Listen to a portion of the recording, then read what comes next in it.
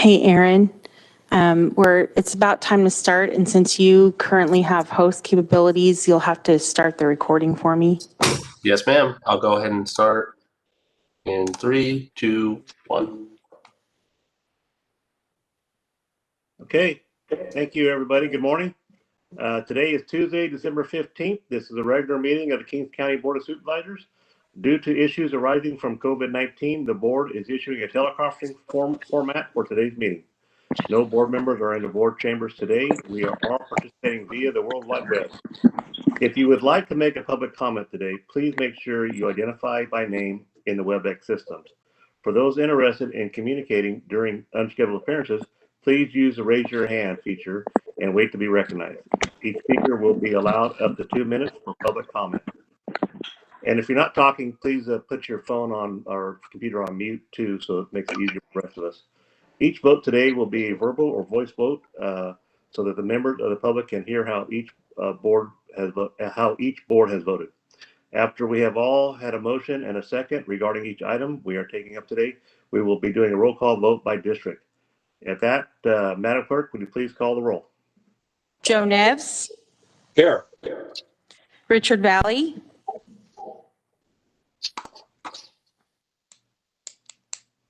Unmute, Richard. He's indicating he's here. Doug Verboon. Here. Craig Peterson. Here. Richard Fagundes is absent.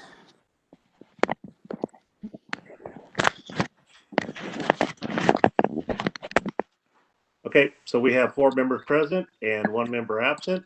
We're ready to conduct business today. At this time, would you all please rise for invocation from Sylvia Gaston, Konya Church. Good morning, Sylvia. Good morning, Mr. Chairman and members of the board.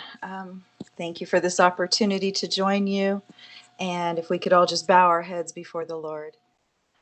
Dear Heavenly Father, we just ask your blessing this day. We thank you, Father, for the blessings you've already given us. Let us not take those for granted. Lord, during this season, we just request a few things of you. Your blessing on our land, Father, and most of all, your peace. God, I pray for every person who hears my voice that your spirit would prompt their hearts to become very neighborly. Neighborly in their work day, neighborly at home, their actual physical neighbors, God, that we would take your spirit of generosity beyond what we have done before, that we would look beyond our current problems, our current struggles, into someone else's life, Lord, and be your hands and your feet during this time. I pray for this governmental body, Lord, that you would impart to their minds wisdom and creativity, and most of all, compassion in making decisions for every single member of our county, Lord. Let them be very thoughtful. Let them be very wise as they govern us, Lord. I pray for every single department head that is here, that they would be extremely gifted in their jobs, that you would give them also creativity and resources beyond what we've known. Lord, forgive us of our sins. We ask that you go before us this day and season, keeping your Son in mind. And it is in his name we pray. Amen. Amen.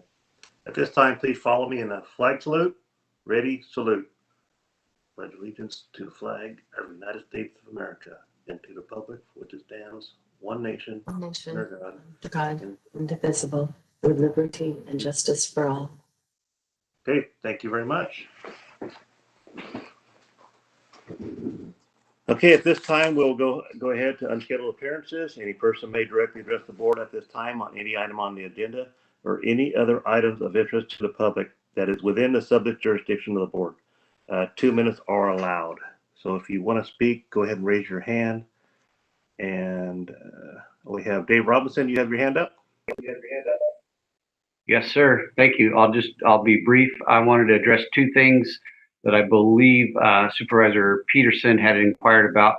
One is today at the Weedman Basin down at 12th and Houston, the Kings County Water District has started work to remove weeds and brush from that basin. And so we've been helping them for the last week, notify the homeless persons that are living in there and assisting them to get them off the property. So today that work started officially, and we went down early this morning and helped vacate any additional homeless that were there, and all were very cooperative. And so that work is beginning. They expect it to last about a week.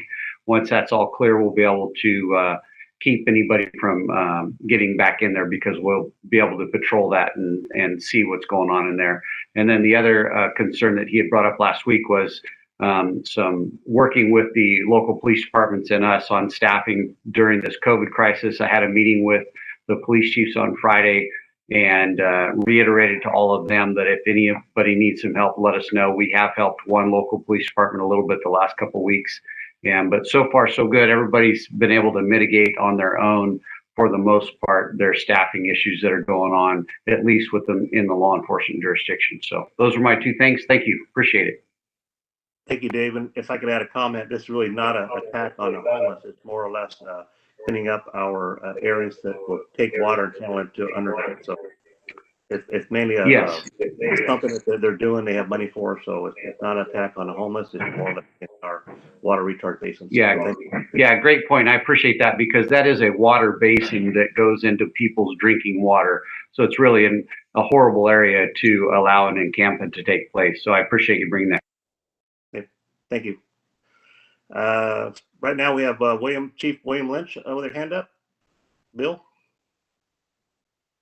Yeah, good morning, Mr. Chairman. Just wanted to report to you and your board yesterday that we had a commercial structure fire in Corcoran that burned up an insurance agency there on downtown on the main street of Corcoran. The fire was limited to just the building that of origin, which started in the roof.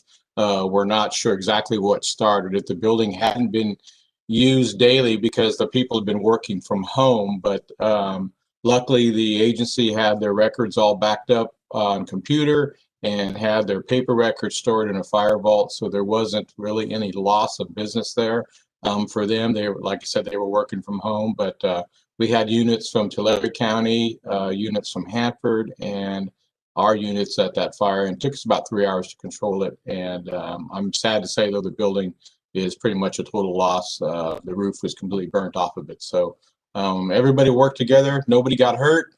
Everything turned out good. And we had the city manager there and the building official there from Corcoran, and they both looked at the building, and they were pleased with our actions. So another job well done. I want to thank all my people for doing it safely and not getting hurt, not having any issues, and actually maintaining or controlling that fire as quick as they did. So just wanted to report that to you guys. Okay, thank you, Chief. Appreciate that. I'm glad nobody was injured, and I'm glad it didn't spread to other buildings too. So good job. Okay, anybody else have their hand up? I don't see anybody else at this time.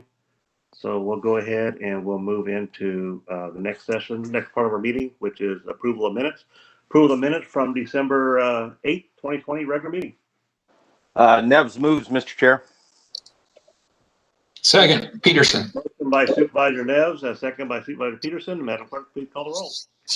Joe Neves, Yeah, yes. Richard Valley,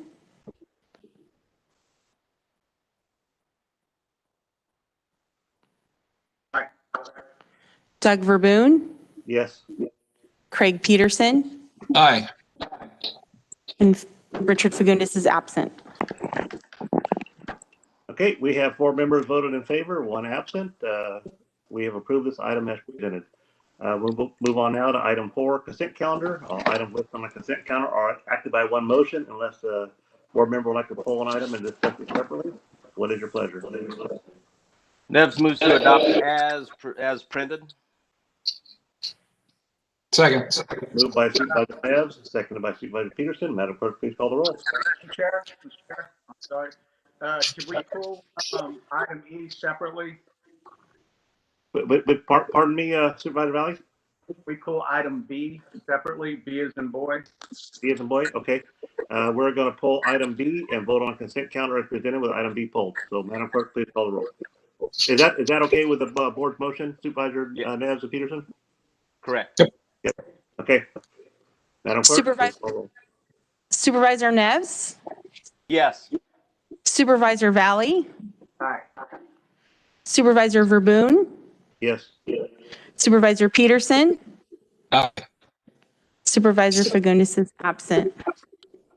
Okay, we have voted 4 in favor, 1 absent of the consent calendar presented with item B polled. At this time, we'll take up item B.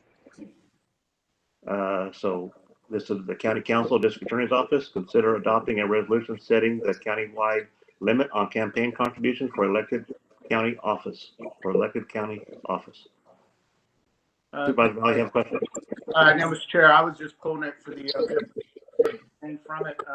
We did a presentation on it, 2 transparent board meetings on the issue, I believe. I just wanted the opportunity to cast a separate vote from the other items on consent. Okay. Any other questions on this item? Do I have a motion? Mr. Chair, Neves moves to approve. Moved by Supervisor Neves, Second. second by Supervisor Peterson. Madam Clerk, please call the roll. Supervisor Neves, Yes. Supervisor Valley. I'm sorry, can we catch that again? Abstain? Abstain, okay. Supervisor Verboen, Yes. Supervisor Peterson, Aye. and I believe Supervisor Fagundes is still absent. Okay, we have 3 in favor, 1 abstention, and 1 absent. Thank you very much. I think it's approved with a 3-2 vote. Okay, we're going to go on now to regular agenda. I'm going to go start off with administration. Rebecca Campbell. Rebecca, you there? Or we're going to go Andrea Perez for the Kings County Office of Education. Who would like to take Good morning. This is Rebecca. Is Andrea on this morning?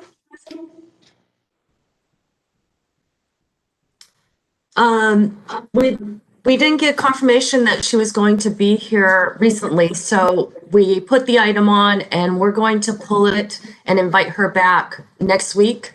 So I request that the item be pulled. Okay, we're going to go ahead and pull item A from administration, Kings County Office of Education, and discuss it next week or at a later date. Thank you very much.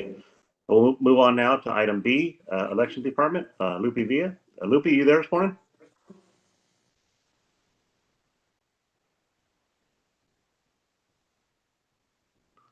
I heard you earlier, Lupe. So. He is on. Let's see if we can. Good morning, Chairman, members of the board. Can you guys hear me well? Yes, sir. I hear you fine.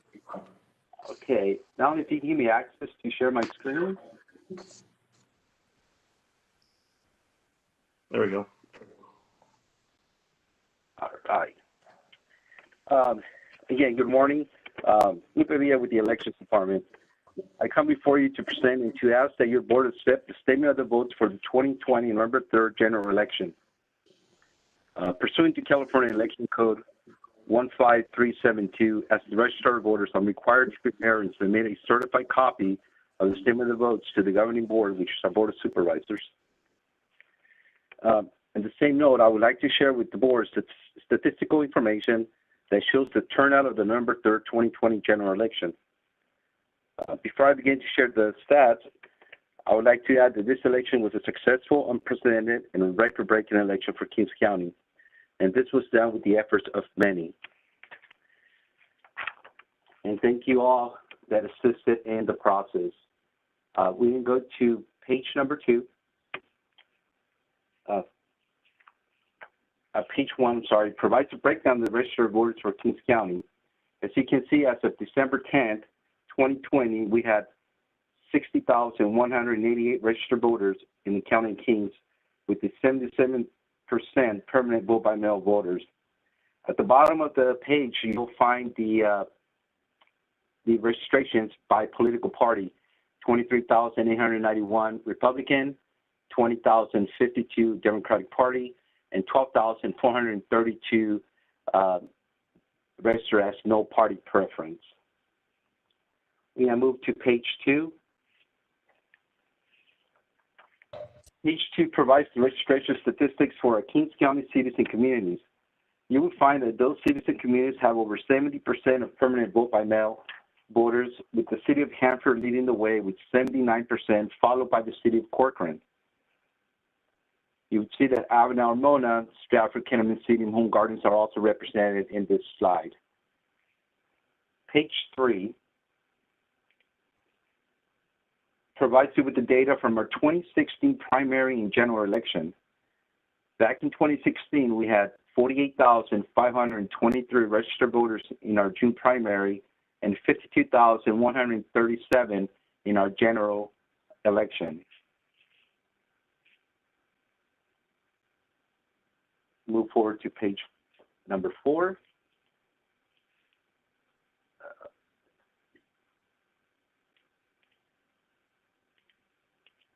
Page number 4 shows us the 2018 gubernatorial election, and you're going to see an increase in registration, and that trend follows to the 2020 election.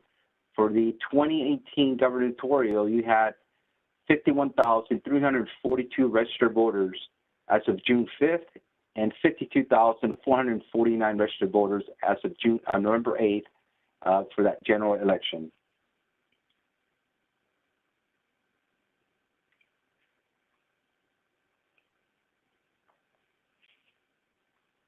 On page 5 is going to give us the statistics for the 2020 primary. So you would see that in March 3rd, we had 55,389 registered voters that came out and casted their vote for a turnout of 38.36%. Just over 38% came out and voted in our March primary. So we fast forward to November, and the following is the registrations for the November 3rd general election. As of November 3rd, we had 60,173 registered voters with a record-breaking turnout of 73.86% coming out and voting for a total cast of 44,442 people coming out to vote.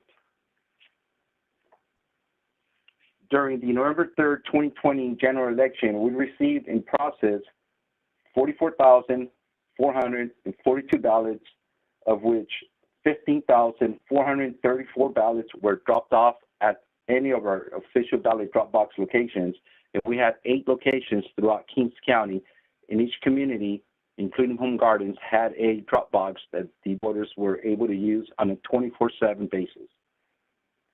14,360 ballots were delivered by a U.S. Postal Service, which is outstanding. Those deliveries were done timely, accurately, and we had no issues at all. They were great to work with during this election.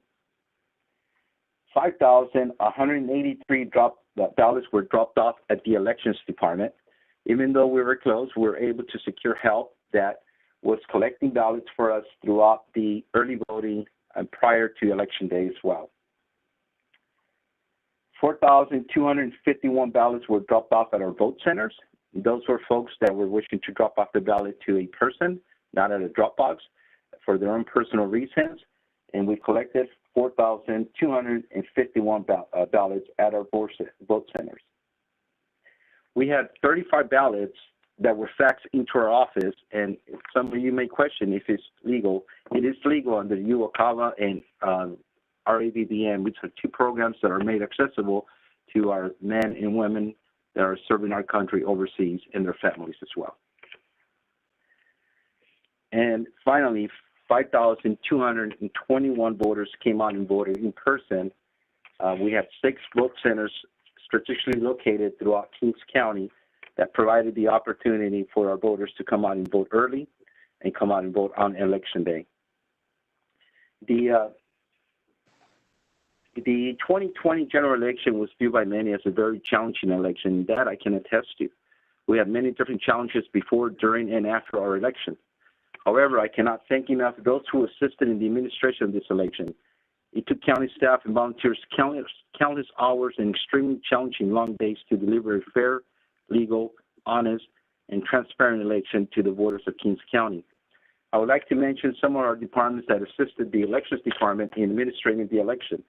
From information technology, we had Angela, Aaron, John Devlin, Jeremy, and Chris From our Human Resources Department, Henry Ring and Anthony came out and assisted us. Administration, our CAO, Rebecca Campbell, our Assistant CEO, Kyria, Dom, and Sandy Huddiston, who did an outstanding job in assisting us. From Human Services, Mary Cruz Clement, County Counsel, Lee Burdick, and Diana Freeman for helping us in ensuring that we're following the codes and the laws of the state of California. And from planning, we had Greg, Chuck. From our Sheriff's Department, detectives units assisting in delivering ballots on election day. And from our Veteran Services, we had Scott, who assisted with voting functions during election and early voting days. I apologize if I left any names or departments out of the names I mentioned, but I thank every single one of you guys for the help. I really want to take the time to say special thanks to my staff, Victor Chavarin, Candace Narvaez, Manuel Hernandez, and Sonia Young, for all their hard work, dedication, and commitment to the County of Kings, and for performing their duties, their election duties, with integrity and honest. Thank you to all the staff that assisted. Thank you to all the poll workers that came out and assisted us in deploying and ensuring that we had a fair and legal election. And lastly, I want to thank all the voters of Kings County who casted their vote for embracing our new election model and for adhering to the California Election Code and the rules and laws of our state of California and the County of Kings. With that said, I would also like to congratulate Mr. Richard Fagundes, representing District 5, and Mr. Richard Valle, representing District 2, for the successful re-election. They have earned themselves another 4-year term as supervisors with Kings County. I ask, Mr. Chairman, that you please accept the November 3rd general election certified statement of the votes as submitted. Thank you, and I'm available to answer any questions you may have.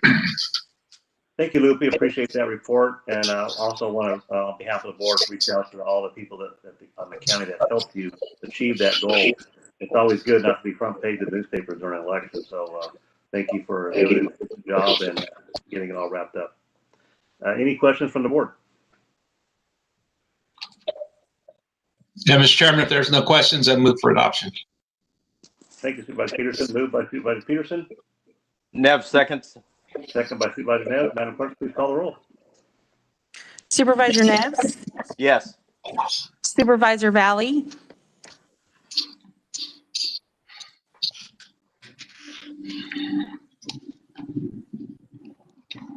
Could you? Supervisor Valley, Hi, I'm sorry. I don't know why it keeps coming back to me. Supervisor Verboen, Yes. Supervisor Peterson, Aye. and Supervisor Fagundes is absent. Okay, we have 4 members voted in favor and 1 absent. Thank you very much. Thank you, Lupe. Appreciate the hard work you guys put into that. So we'll move on now to the next item, which is and I believe Carolyn Lease will be doing the presenting. Good morning, Carolyn. And before we start, Lupe, can you remove your page, please? I'm sorry? Okay, Lupe, can you remove your page? There you go. Nope, wrong one.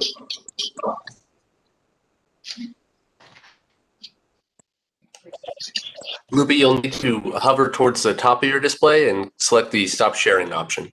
There you go. Good job. Okay, Carolyn, it's all yours.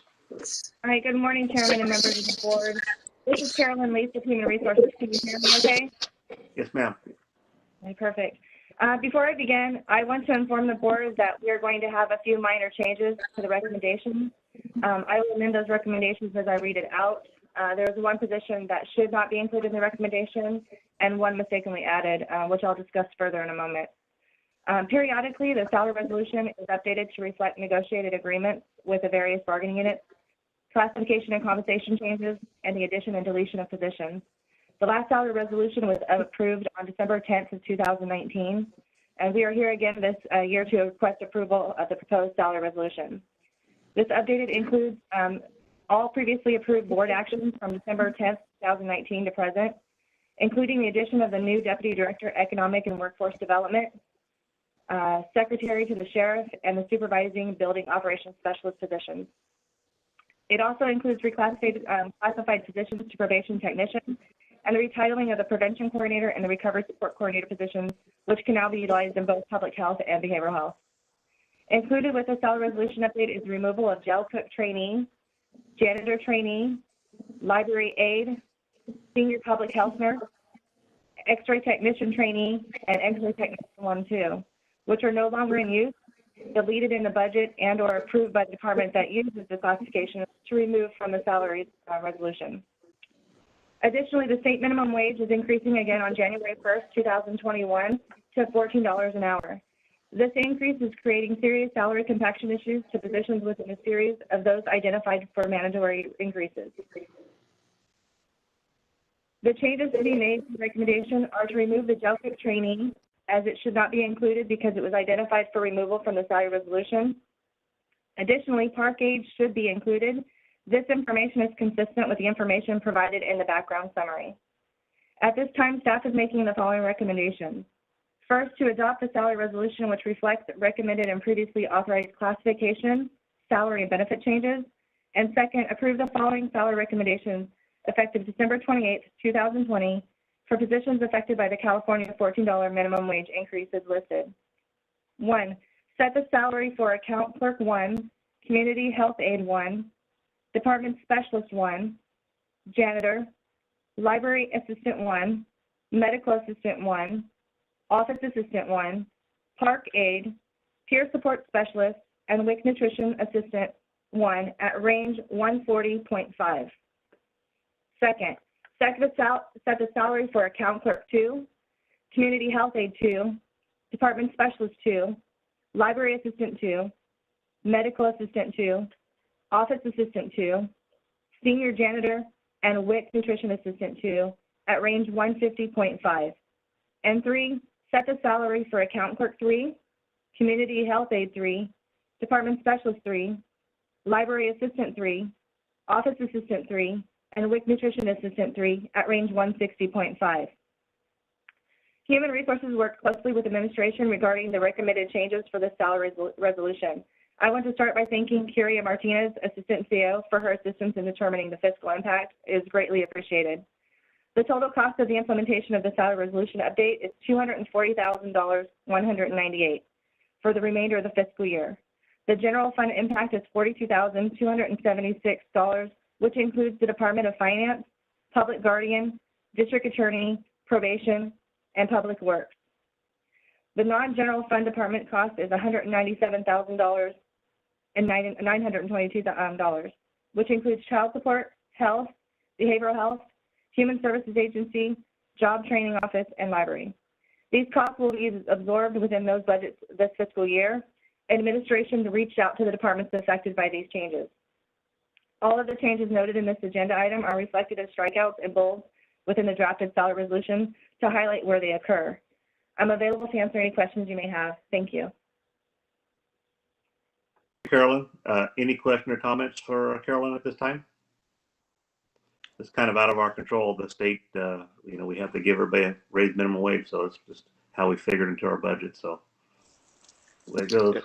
If there are no questions or comments, Mr. Chair, move the action as amended. Moved by Supervisor Neves. Second. Second by Supervisor Peterson. Madam Clerk, please call the roll. Supervisor Neves? Yes.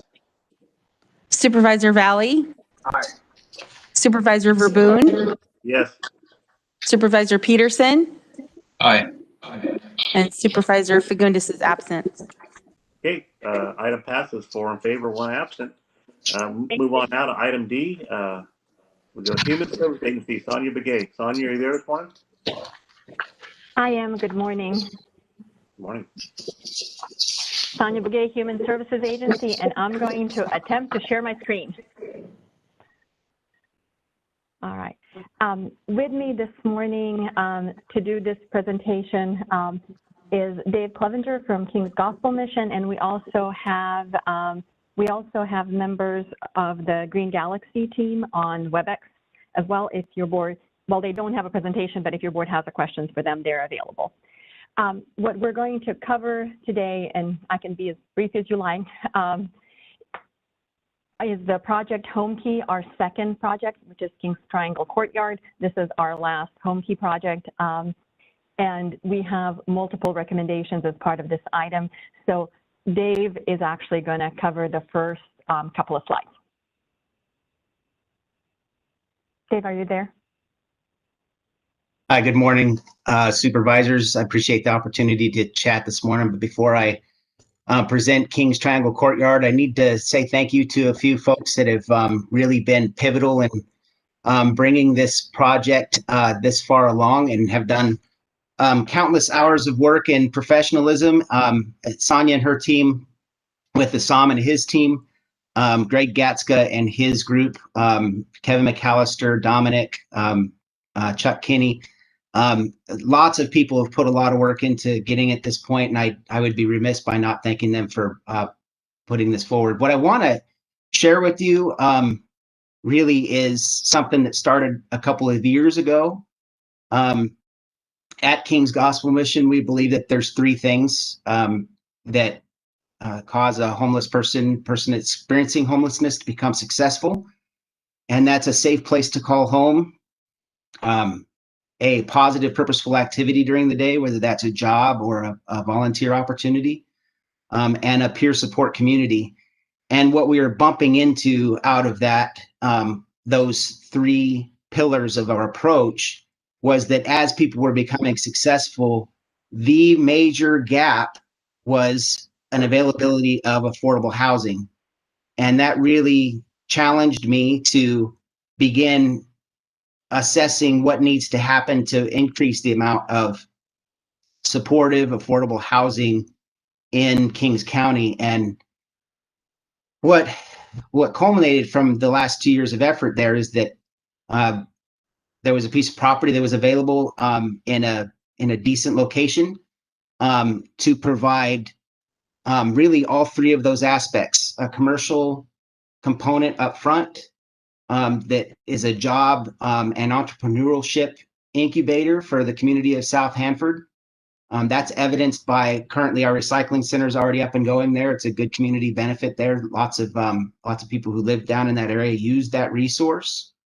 And we have more planned, an expansion of our current thrift store, laundromat, which will serve all aspects of the community south of 198 on 10th, and a food court, and then 4 retail spaces. And those retail spaces are truly meant for people who have an entrepreneurial spirit, who want to put their idea to good use and then be supported by an organization that quite frankly has been pretty entrepreneurial over the last few years. And then behind that was an idea of putting 2 courtyard communities together of 24 units each. And it would be 2-bedroom units with a bathroom, and that would become an ability for us to provide affordable housing, supportive housing in a courtyard community setup. As our clients come out of homelessness and become successful, they have a place that they can be supported in an affordable way. And Project Home Key came up as an opportunity to perhaps fund 24 of those units. The other 24 of those units we're currently under a community capital campaign to raise the rest of the funds to do the other 24 units and the commercial space. But really, the overall goal here is to provide community benefit to that area by bringing resources that the community would use while we're answering one of the biggest challenges that any homeless service agency faces, is providing supportive, affordable housing. So that's the goal behind the Kings Triangle Courtyard. And so how have we been communicating that to the community down there? Well, starting in January of 2018, partnered with Mustard Seed Church, we were doing food bank distributions in Home Garden. We still do that to this day. That's given us an opportunity to get to know the community, to have conversations about what their needs are, to share what our plans are, and to elicit a little bit of hopefulness about what's coming soon to provide for everyone in that area. We purchased a piece of property. A donor provided the opportunity for us to do that. And then we begun the planning process and development to the point where we have a recycling center that began in April of this year. As the Home Key thing is ramped up, we've had to ramp up our communications with the Home Garden Community Service District, and area residents down in that area, our neighbors, and given them a little bit deeper of a look into what this is going to ultimately become. And so with that, I'll be sticking around for answering any questions, but that's the goal of Kings Corner Triangle Courtyard. So this is Sonia again. I'm going to take it from here, and I will stop playing with the presentation. I'm hoping everybody has a clear view of it. So what I want to share with the board is our initial application was such that we applied as a co-applicant for Homekey. So only the 24 units of this entire project. We applied as a co-applicant with Cornerstone Industries or King's Gospel Mission. Ultimately, King's Gospel Mission was going to be an owner, operator, and co-applicant of this property. Our initial application included site development by King's Gospel Mission. The initial plan was that they were going to do the site preparation of setting up sewer, water, electricity, foundation, and that the cost of this would be shared between Homekey and their other funds. Our initial estimated cost for Homekey was about $570,000. And then in addition to that, they would be the producers of the manufactured housing units.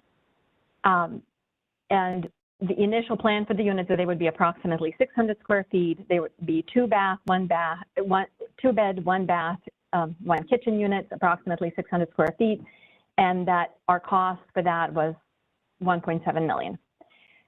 The intent of the project was that once the project is completed, that we would execute a deed to have the ownership of both the units and the whole project transferred to King's Gospel Mission with a covenant restricting use to essentially meet the Homekey requirements. Part of our responsibilities as a co-applicant would to have a 5-year agreement with King's Gospel Mission for on-site management and collaboration and services. And then, so that's where county responsibility would end. The property would need to be used as affordable housing property for 55 years or as long as the structures exist. And our initial application was to have the 50% of units be move-in ready by March 30th. Since the application, some of the efforts today that have occurred, we had a presentation to Home Garden Community District on August 20th and got their support to proceed with the project. Hanford City, there is a relationship between the city, county, and Home Garden Community District when it comes to access to water and sewer. So there was a presentation to Hanford City Council to approve the project and send a letter of request to LASCO. That occurred on September 15th. LASCO approval for extension of city water and sewer services was received on September 23rd. Community Development Agency did a site plan review and issued a decision letter on October 29th. There was a geotechnical investigation report on November 17th. We had land appraisal for this project on December 1st. The Southern California Edison review and contract draft was done December 3rd. And we have an authorizing resolution by Cornerstone Industries and King's Gospel Mission Board supporting the project as being a co-applicant. And we have site access agreement, where basically gives the county ability to have full site control during this project, specifically during the development stage, also approved by Cornerstone Industry and King's Gospel Mission Board. Our project timeline, going back to application time, was that on August 4th, your board had a consensus to apply. We did not present an application then or the authorizing resolution. Based on that consensus, we applied on August 10th.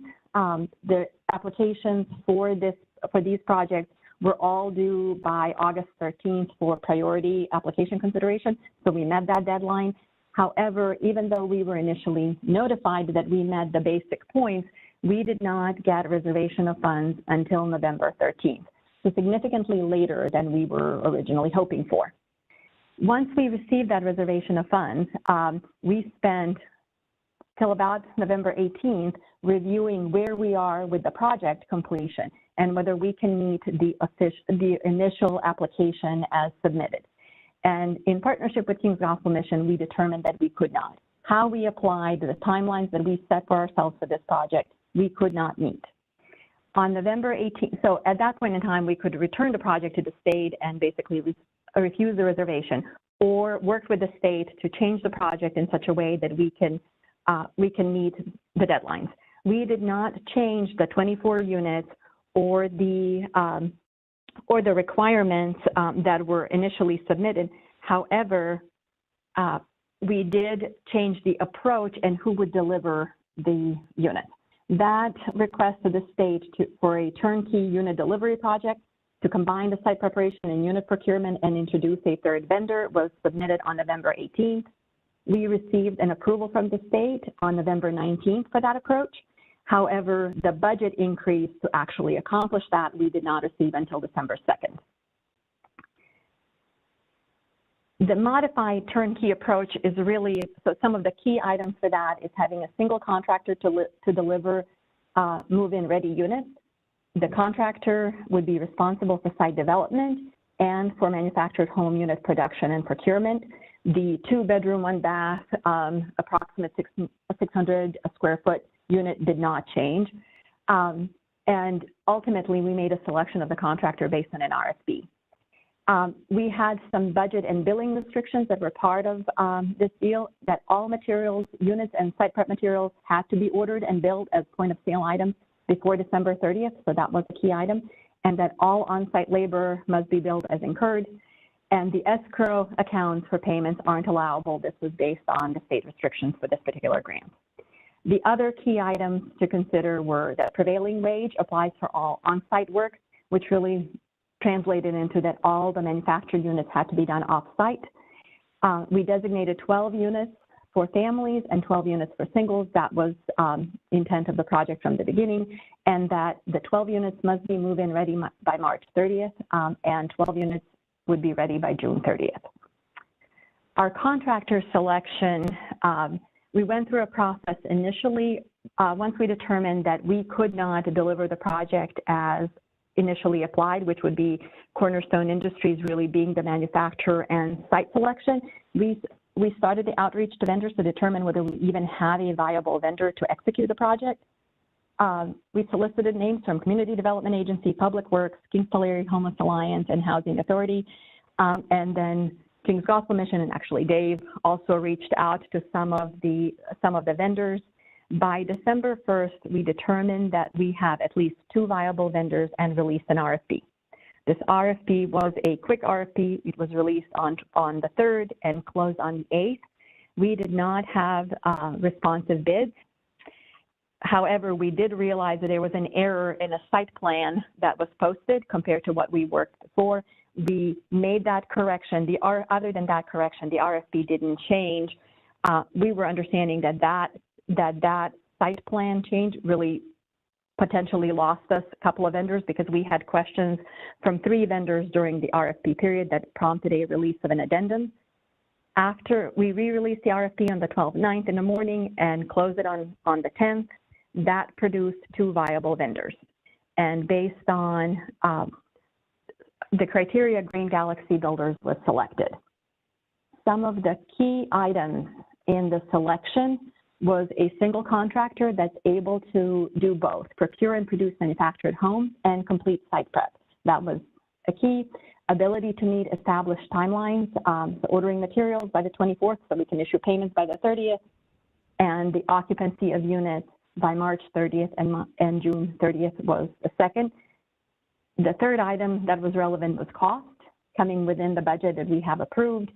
And the other 2 things that were really key in this process is willingness to have a 100% payment, 100% of the project payment and performance bonds.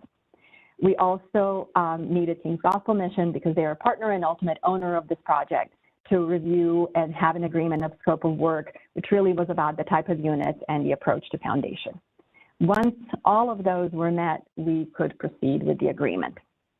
So there's, I do want to call out a couple of changes. There is no changes to the recommended actions, but there is a budget change that fiscal impact in the agenda item I need to make a correction on. Our contract costs for site prep and units were exactly as received in the RFP and reflected in the agenda item. That's $4,598,251. However, once we awarded the RFP and had the contract negotiated, for the basic units and site prep, those costs, we recognize that some of the unit furnishings, so the beds and tables and chairs, the items that would truly need to have the home move-in ready, window coverings, and some of the additional appliances aren't part of the standards. We took an opportunity to discuss it with the vendor and added $240,000 to make the unit fully move-in ready. Page 12 of the agreement lists all of the standards on construction, exterior, kitchen, interior appliances. We added a section of special additional amenities, and this $240,000 would cover those additional amenities. Part of the cost of this project are also the impact fees by the city of $208,076, impact fees by the county of $76,000, and the appraised value of the land of $145,000. That brings the total project cost to $5,267,000. And this project, unlike the previous HomeKey project, does have a local match requirement. So $4.4 million of the total cost would be state and federal funds, and $833,000 is a local match. What's considered local match isn't county dollars, and I will go over that in the next slide on the local match part. So how we would need the local match, and variety of funds could need a local match, including some of the state funds. So $145,000 would be the value of the land.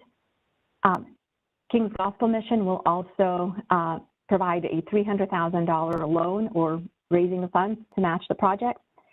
That piece can be recovered through operational costs, and I will go over that in the next couple of slides. We will use our CalWorks or HHAP funds of $104,512 to actually cover some of those additional amenities to make the units fully move-in ready to provide the match for that. And we're going to request from City of Hanford. I have a presentation to City of Hanford this evening to cover their impact fees with their general funds. And one of our action items in the request is for the county to defer its impact fees and not charge it to the project, and so we can look for other funds to cover the $76,151 of county impact fees. That would be entirety of the project match. Our project, if this item is approved today, our next steps for the project timeline is today would be the project resolution approval and contract execution. We gave ourselves till December 18th to get all of the signed documents to the state. Our intent is to actually finish that tomorrow. State has already drafted some of the agreements, and they would, once they receive all of our documents, those would be finalized, and we would expect release of funds on December 20th. Contract payments for materials and units would be issued by December 30th. Contract payments for on-site labor would be done throughout by June 30th of 2021. First half of the units would be completed and move-in ready by March 30th, and the last 12 units by June 30th. There are a couple of risks and number of mitigation efforts that I wanted to point out. First one is the payment timeline. We are using the scheduled payment timeline in the contract that all of the payments for materials are issued by the end of December as point of sale items. Whereas labor costs that are on site are paid as incurred. How we're mitigating these risks, because we're essentially paying them very early in this contract period, is we have a written allowance by the state to actually do this. We have required a full payment bond for the contractor, and while we're paying the coordinating contractor, they will manage the payments to subcontractors upon work completion. So they don't have the same requirement that we do to expend the funds. We also have a performance timeline that's based on the state project, and this is the state timeline that we applied for back in August. Two key items for this timeline is expenditures of majority of our funds by end of December, and move-in ready units for 50% of them by March 30th. So how we're mitigating those risks is the county commitment to expedite reviews. I have that verbally from the city as well, but I will be formally asking that today at the city council meeting to work with us on expediting any of their reviews. We do have a full performance bond as well. And then while initially we could not get the state to put in writing the delay of the March 30th deadline, the response to us on what would actually occur if we don't meet that March 30th deadline.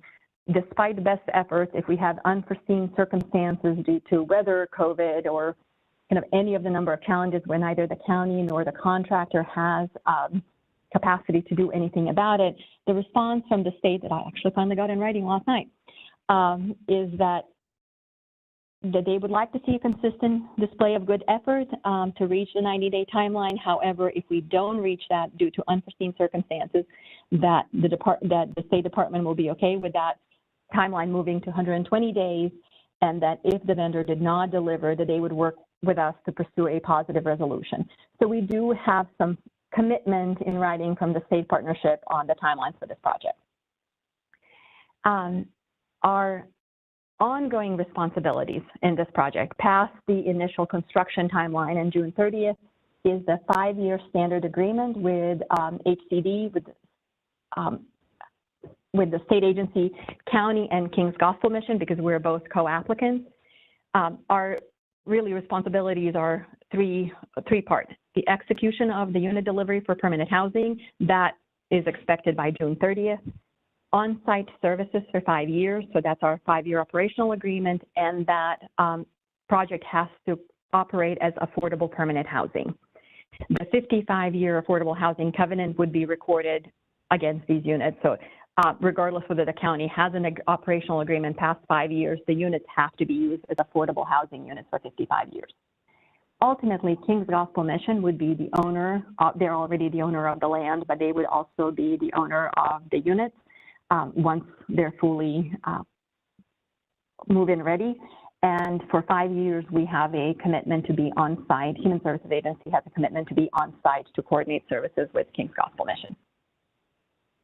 Part of our application to the state is ongoing operational costs.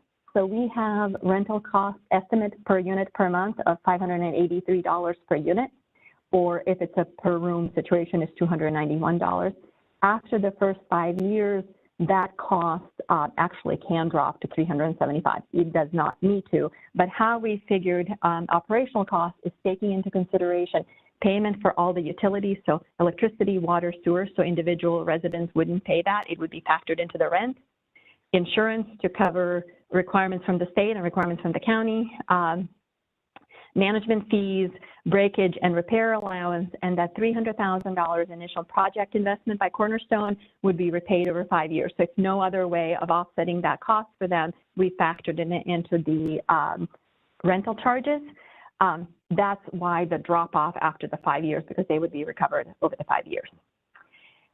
What's in it for us is really affordable housing. So currently, I wanted to share with you the affordable housing rent comparison. So currently, just for our CalWorks families, what we pay as an average per month, we've paid over the past year about 78 cases per month, and these change over time. And we don't always pay 100% of the rent. Sometimes we subsidize a portion of it. Sometimes we subsidize the first and last month. But we've been averaging $982 per month for rent. And when we are sheltering people, so the motel cost, what we're paying is $1,533 on average. So at $583 a month, even if that doesn't drop past the 5 years, it's a considerable savings to our programs on an ongoing basis. And when an individual is paying rent, if they're not subsidized, that's a considerably lower cost of rent for families. For the subsidy, so not everybody what's going to be a rental payment source, they're not all going to be subsidies. So individuals could have their income and use it to rent homes, whether it's actual earned income or SSI. Section 8 non-project-based vouchers are also could be utilized. However, if they're housing subsidies, and the first three are in red because they happen to be human services programs for our CalWorks and Bringing Families Home programs, our HANA program for single adults, or foster care youth vouchers. These are the subsidy programs that Human Services Agency already has and spends money in the community, and addressing the challenge of finding sufficient housing is an ongoing challenge. In addition to that, there's also veteran vouchers that Housing Authority worked with Veterans Office to get, and they are struggling with the same thing, finding sufficient housing. And then just recently, we partnered with Housing Authority to apply for some mainstream vouchers that they can actually project-base. And there's also our COC has supportive housing vouchers. So the ongoing rental payments, there's multiple sources. The reality is we would actually compete for placement of people, and because the housing is such a challenge. So I want to provide a couple of agenda item clarifications. In our site access agreement that was uploaded, we needed to make two changes. Cornerstone Industries has actually signed the revised changes, but in the item 4, we have a county has a prohibition of the use of the property, the entire property incompatible with home key use. We added clarity in the definition of what incompatible use is. This is not a significant change. It made sense. It added a clarifying sentence. And then in item 9, where 55-year covenant is listed, we wanted to make clarity that it was not for the entire Triangle Courtyard, so not all 48 units and businesses. It was only related to the 24 home key units. So those were the two clarifications for the site access agreement. And also with the Green Galaxy Builders, while the action item is not changed because of the addition of the $240,000 for the section of 3.1.4 of the additional amenities in the agreement, it changes the total agreement cost to $4.8 million and total project cost for $5.2 million. So with that, the action items before your board today, there are 6 of them. So the first one is to approve authorizing resolution to apply and accept funds for this home key project. Second one is to authorize me, the Human Services Agency Director, to sign the standard agreement and any relevant home key program documents.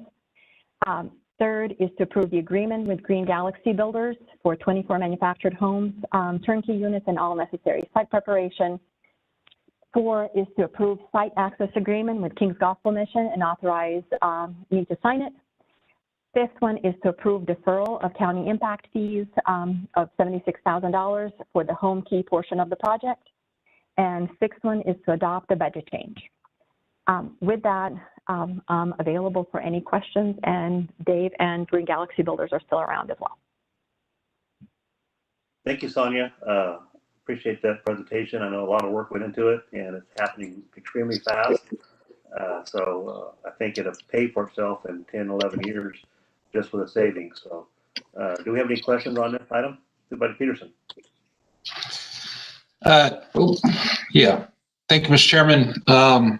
Just a couple, I mean, you show the rental cost averages, and I was just curious how we compare with counties with respect to our that cost. When it comes to motel costs for CalWORKs population, I think it's really equivalent because we have maximums for the state that do not take into consideration cost of living. When it comes to rental costs, we're actually on the lower end of things, Central Valleys in general, which is why many other counties, when it comes to subsidies, end up subsidizing more because our rents that are available are lower. We were really impacted with the expansion of the base, our ability to place people. Our landlords just have more options. But our subsidies are a little less because our costs are a little less. When I compare us with Central Valley, with Fresno, Tulare, Madera, we're about on par. Okay, thank you. One other question with respect to, the typical length and the standard 55-year stuff that we've been dealing with for the last few weeks. So it's as long as structures or exist, and from the long-term standpoint, I know King's Gospel Mission is going to be operating this project, and our funds go in, and there's some oversight and then on-site requirements that we have, but long-term funding for replacement costs and all those sorts of things is that shifts to King's Gospel Mission. It does. The second we move, so we have responsibility and ownership during the building of it. Once we transition the units, the ownership of the units is going to be with King's Gospel Mission. We're going to, during the 5 years that we have an operational agreement, still require the insurance that the county would normally have. And HCD will require the same thing. For the state, their insurance requirements are actually lower than ours. So that will be factored in an ongoing cost. Even during those 5 years, we don't have the replacement of the units requirements. That does not exist. What our commitment for the 5 years is the property that's there has to be affordable housing, so we can't convert it into shelter. We can't use it as a child care center. It has to be permanent affordable housing. After the 5 years, we no longer even have a service requirement. We'd still want to be on site. I still think we would want to be the ones getting a preference for placing our families as opposed to first come, first serve kind of thing. But neither King's Gospel Mission has that requirement, nor could we insist on it. We could continue to partner. I certainly think we will continue to partner. Once that 5 years is done, though, there is no standard agreement between the county that's required with HCD or with King's Gospel Mission. At that point in time, it becomes whether we want to or not. The only requirement that goes past 5 years would be that the units themselves have to be used for permanent housing, affordable permanent housing, as that's what will be recorded against the deed of these homes. But there isn't a requirement to rent to a particular population. I can think anybody who basically meets 30% of the AMI, and in our county, that number is over 30,000 people. Right. Yeah, I think that covers it. There was one other. Well, no, I guess I'm good. Thank you. Can I add a little bit to that answer? I think as far as for our perspective for the 50 years after the initial 5 years, King's Gospel Mission already in the business of providing housing and is capable to maintain these facilities and keep it going. It's really the only way that we're going to provide resources for people to succeed. Thank you, Dave. Supervisor Valley, you have a question? Your mic's on. Yes, thank you, Mr. Chairman. Mr. Chairman, as you mentioned earlier, again, this is a similar project, although with key differences that we took up a couple of weeks ago and took up in special meetings and came back and revoked. And here we are again on another rush process. That being said, I'm always on the record for not appreciating that, but I do want to thank and appreciate Sonia for the time that she spent on this. She spent a lot of time at least trying to help me get up to date on the information. And I do want to note that we spent last week all the way up until yesterday bridging a communication gap between some of the folks related to this project in the Home Garden Community Services District. Mr. Chair, I don't know who would be the appropriate one to answer this question, but I would at least like a public statement here that, well, for two reasons. One, I'd like to get a response here if there are any assurances, 100% assurances that this project will not impact the already strained budget of the Home Garden Community Services District. There seems to be concerns there, even though this project officially is not in my district. It is just north of the boundary, and it is very close to the community of Home Garden. So I do appreciate the gentleman and Dave and Sonia and everyone else who gave the Home Garden Community Services District an update back in August. So can I get that assurance from somebody that there will not be these negative impacts, these expenses to the Home Garden Community Services District? Yeah, I'd be happy to answer that. I've been pretty integrally involved in that whole pursuit. Well, the basic answer, Supervisor Valle, is no. It will not have a negative impact.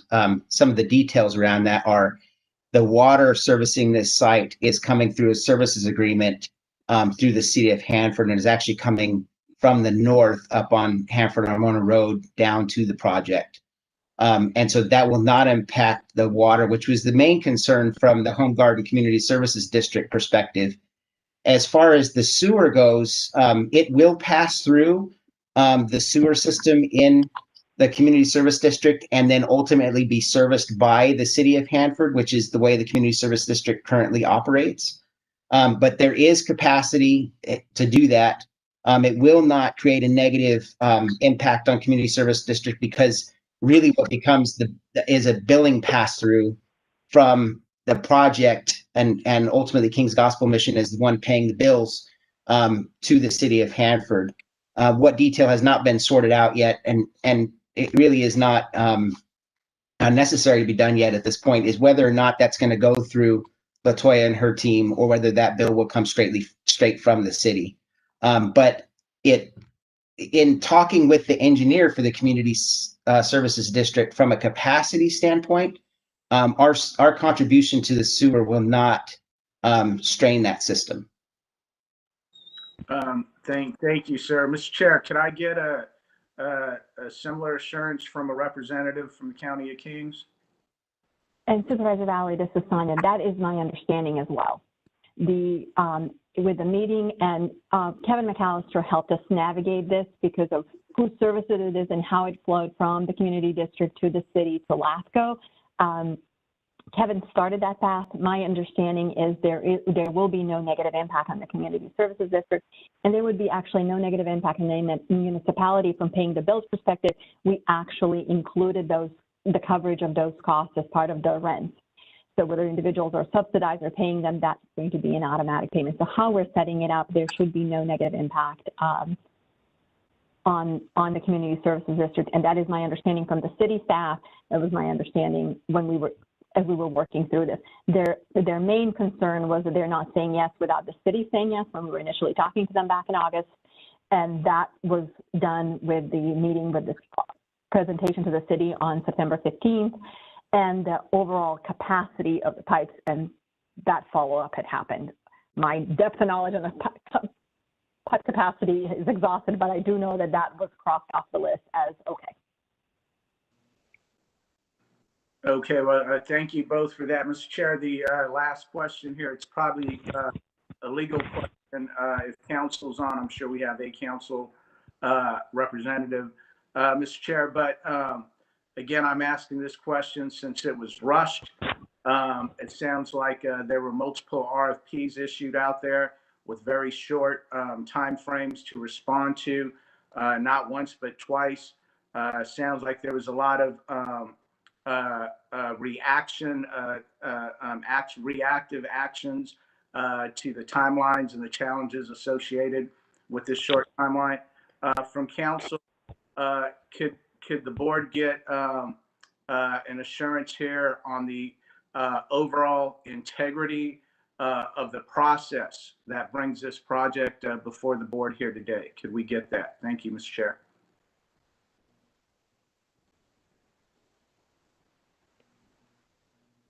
Do we have council on today? Yes, sorry about that. I was having technical difficulties for one moment. Carrie Woolley, Assistant County Counsel. I've worked with Sonia and her team on this project, which has been quite a journey. So for the RFP, it has been a short RFP process. Unfortunately, the state has given us a very short timeline. One of the ways we mitigated that was to search first to see if there were any vendors around who could meet the requirements that the state was providing for us. And we also, while one team was doing that, we nailed down exactly what we would need for any sort of RFP, so that we could present an RFP to vendors that would say, we are going to have you do this exactly. We're not going to be able to move on these terms. That was what we ended up issuing on December 3rd. We unfortunately had that one glitch with the triplex units in the site plan, which interfered with our responses. So we had to reissue it. We got 2 responses back. It's because of that tight timeline. It's unfortunate, but we're not going to get as many responses as we would like to get. And we were able to work with Green Galaxy to get their assurances that they can in fact meet our needs. One of the things that's been most challenging on this one is because of all of the financial restrictions on the spending of federal dollars under the CARES Act. We've had to work with our contractor to make sure that we can spend as much of the federal dollars as possible, as the state has been urging us to do the whole time, and still do it in a way that is as responsible as possible. And Green Galaxy has been they've really stepped up. They've got business practices that are above board. They've made several assurances, and they've discussed how they handle businesses in general. And they've really given us some really viable solutions for how we can work with the state's deadlines, the federal guidelines, and still manage to get this project through so we can get this very valuable housing out to the community. Did you have any other questions, Supervisor Valley? I was just waiting to hear a yes or no on your legal perspective on the integrity of the process. I would say that the integrity on this process was top notch. This group went above and beyond. Thank you. And thank you. For transparency, who had the authority to keep issuing out these RFPs and the issuing out the time frames associated with the RFPs? That went with Sonia Begay as the department head. Okay. Are you our county representative for the entire meeting today? I am not, but I am the county council that's been working on this project. Okay. Thank you. Hey, thank you, Mr. Chair, for the time. Thanks, Supervisor. Appreciate that. Thank you, Supervisor Ned, do you have any comments? None at this time. Thank you. None at this time. Okay. And then I don't think Supervisor Valley still has your hand up, but I think there's no other comments in the public. So what is any more discussion? I know this project it seems to be rushed, but I know Mr. Clevenger has been working on it for some time. He's been working with the city with a project as well. And they've jumped through a lot of hoops to get to where they're at today. I appreciate your concern, Supervisor Valley. We don't like to be rushed, but I think that the work has been answered. All the questions have been answered, and the work's been done. And then we look forward to taking credit for this beautiful facility when it's all said and done. So, and we have a comment here. So we have a comment out there. Chairman Verboen, this is Lee Burdick. Good morning. Yes, ma'am. I wanted to assure Supervisor Valley that I am on the line and available to take questions if he is or any of the other board members are so inclined. I would also like to validate what Carrie Woolley just said about the integrity of the RFP process. It was a close call. We only had 2 vendors who responded due to the informal investigation. And conceivably, an argument could have been made that no RFP was necessary. But as Carrie said, to ensure the integrity of the contracting process, we worked with Director Bugay to make sure that an RFP was issued, much like we did back in August related to the mobile testing program. It was turned around very quickly because of the urgent circumstances. But I can assure you that the county took the most conservative view by issuing the original RFP and then a corrected RFP in order to make sure that we complied with all the contract rules. At the same time, we were facing extraordinary deadlines. Mr. Chair? Yes, sir. Yeah, Mr. Chair, I'm going to be short on that, but Yeah, I appreciate her noting that because it's in contrast as far as urgency in that particular situation. And I'm gonna leave that alone. It's noted though. Thank you, Mr. Chair. Okay, thank you. Any further discussion? Mr. Chair, if there are no further questions or comments, Nevs moves to approve as amended to include the funding for the move-in ready facilities. Motion by Supervisor Neves. Is that taking up Poe enchilada, the A through the F? Is that how we understand that? Correct. Do we have a second?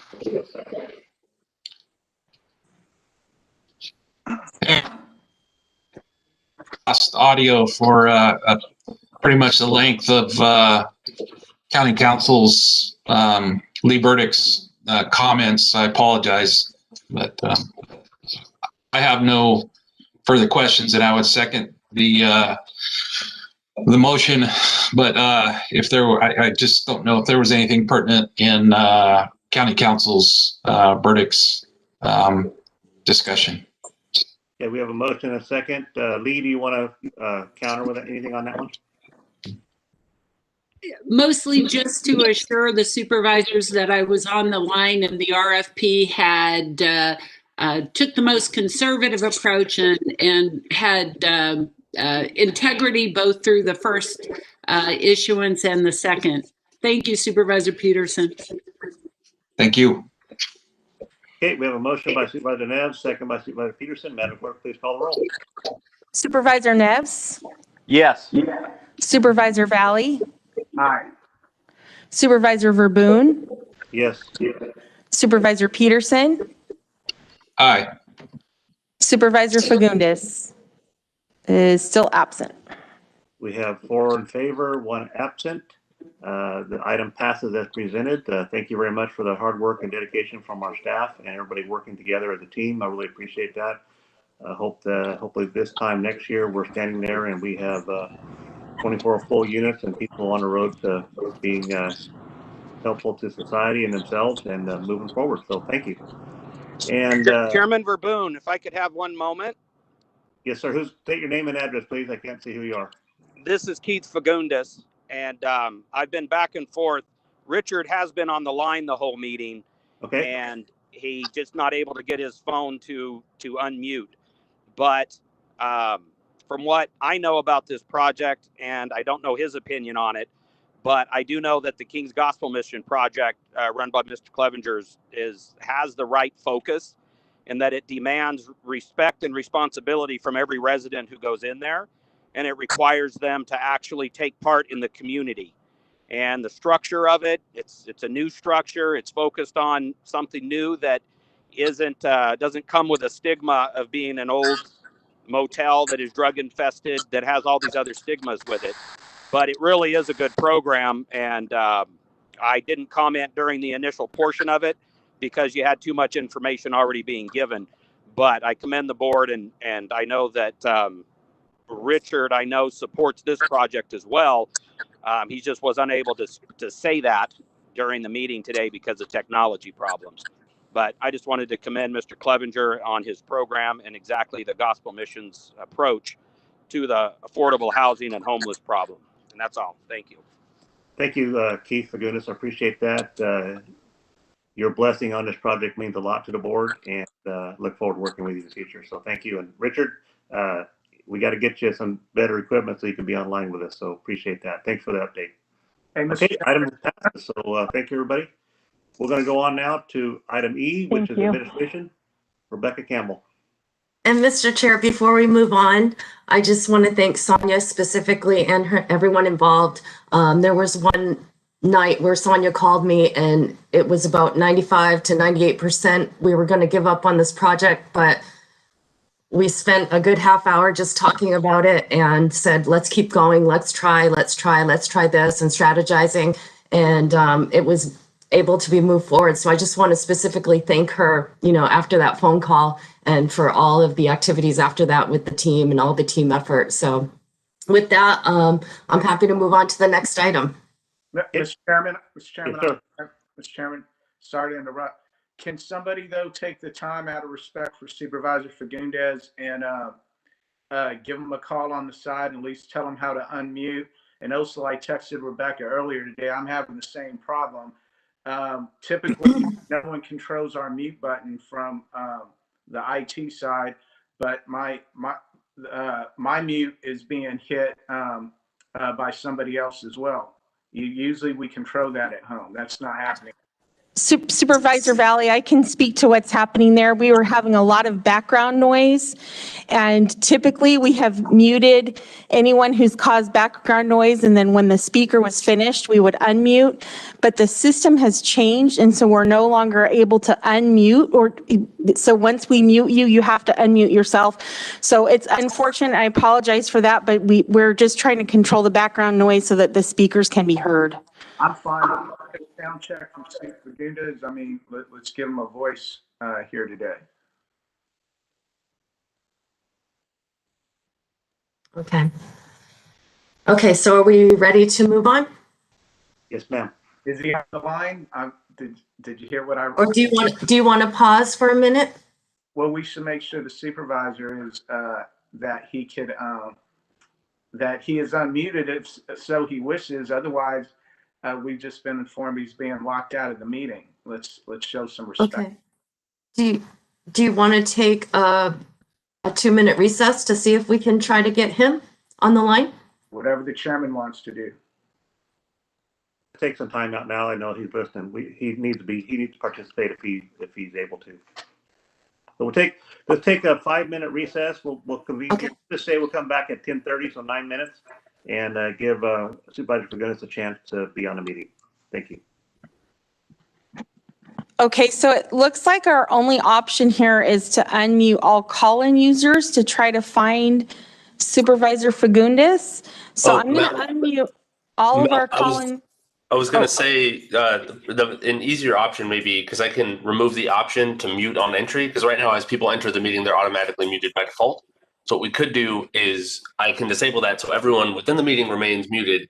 And as Supervisor Fagundes comes in, that option will no longer be enabled, so he will not be muted. That way, instead of having to unmute everyone, it might be easier. But it's whatever's preferable. That would work if Supervisor Fagundes can hear us and is willing to hang up and dial in one more time. I'm hoping he can hear us on that.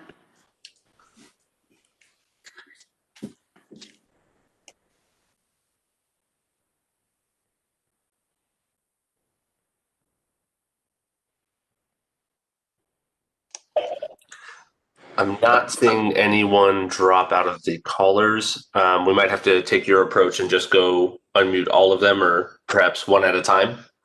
Yeah, let's give that a try. Okay.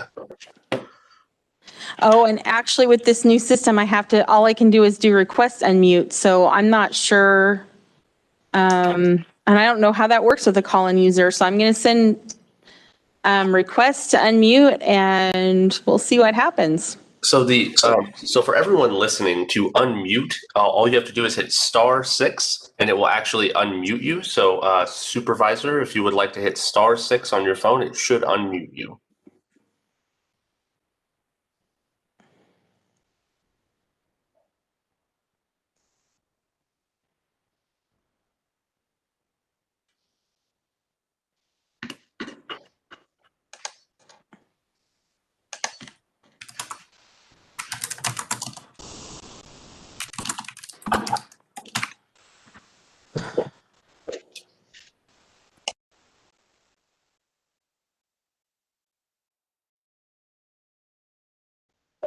Supervisor Fagundes, I see call-in user number 9 is unmuted. Is that you?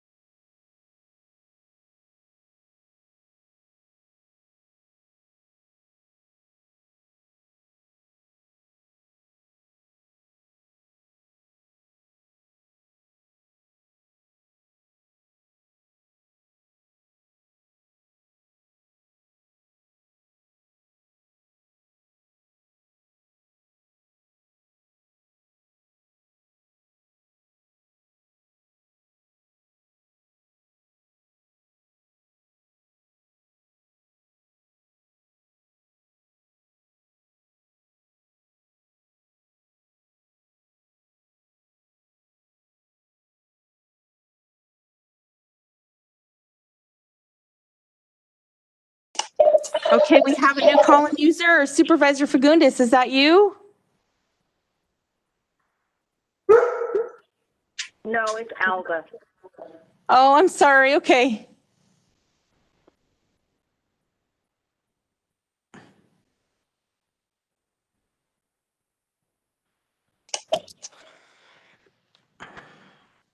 Supervisor, for goodness, if you can hear me, I think the best option may be to drop out of the meeting and call back in. As we saw just a moment ago, we've disabled the mute on entry. So as soon as you call back in, you will be unmuted and able to speak.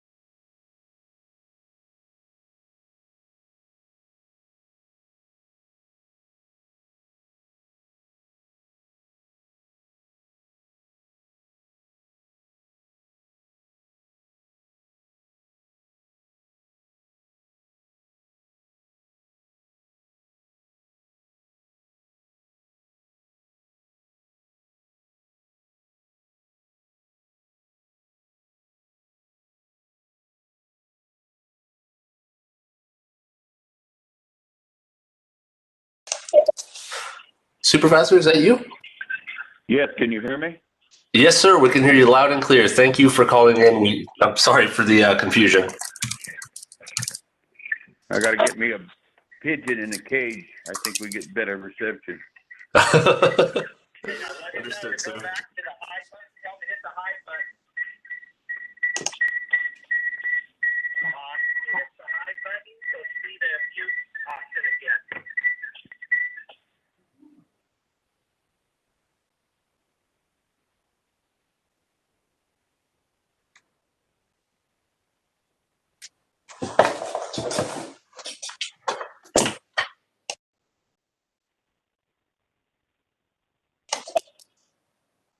Okay, everyone. Looks like we have all 5 supervisors on now. Thank you. Okay, we'll go ahead and get started.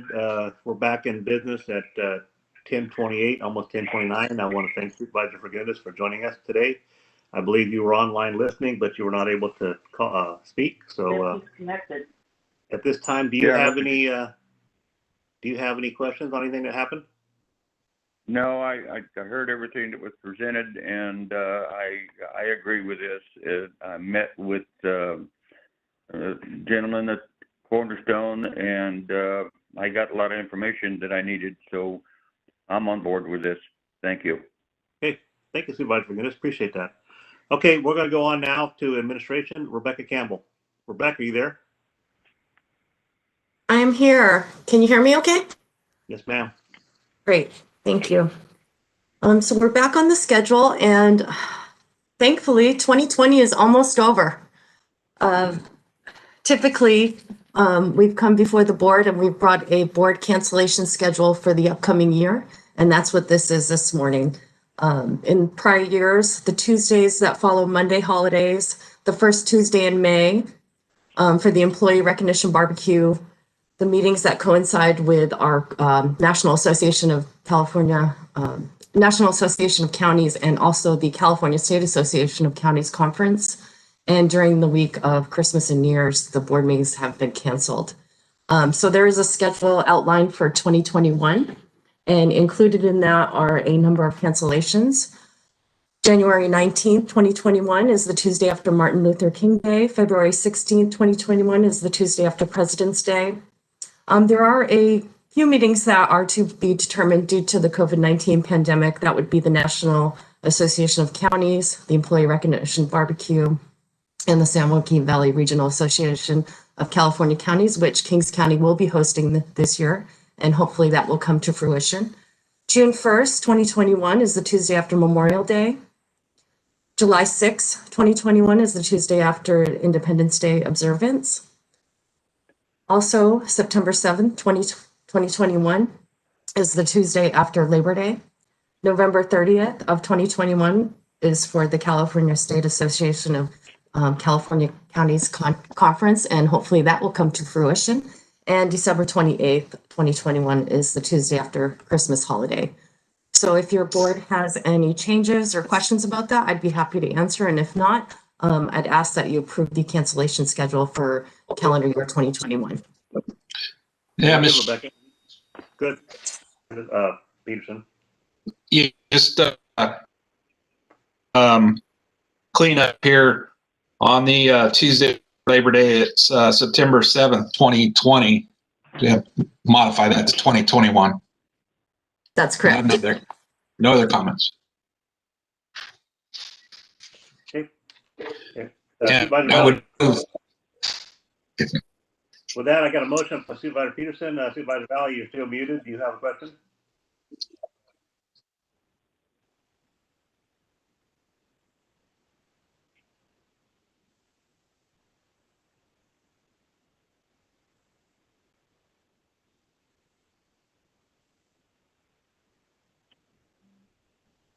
Sorry about that. Mr. Chairman, my only question is, can we get an update on where we're at? I think the board gave direction to admin, maybe as far as back as a year and a half ago, that we wanted to see a 2-week preparation by staff on the agendas, so that way the board can consider not skipping so many meetings during the year. Where are we at with that? I'm not exactly sure yet what you're asking. Are you asking for the agenda to come out early? No, I thought, correct me if I'm wrong, but I thought we had this discussion, it might even been as far as back as going on 2 years now, where we talked about this and why we were not having board meetings on Tuesdays and conducting business after holidays on Monday. And you told the board that it was because staff didn't have enough time to prepare the agenda on a short week. So we asked you to start doing that 2 weeks out. So you have 2 weeks worth in the hole. So when we came up in these situations like this, we would still be able to prepare to move forward and hold a meeting and conduct the business of the county. Oh, we have adjusted our preparation schedule a couple of times, just normal operation. If your board would like to hold meetings after holidays, we would have to adjust on those weeks. It wouldn't be something routine. It would be a special adjustment for those meetings itself, because it does throw off the week, even so that we've backed it up. Mr. Chairman, am I wrong on my memory? Does anyone else remember that? Yeah, I don't remember talking about, I remember we had a discussion, but I don't know if we gave staff direction to make changes.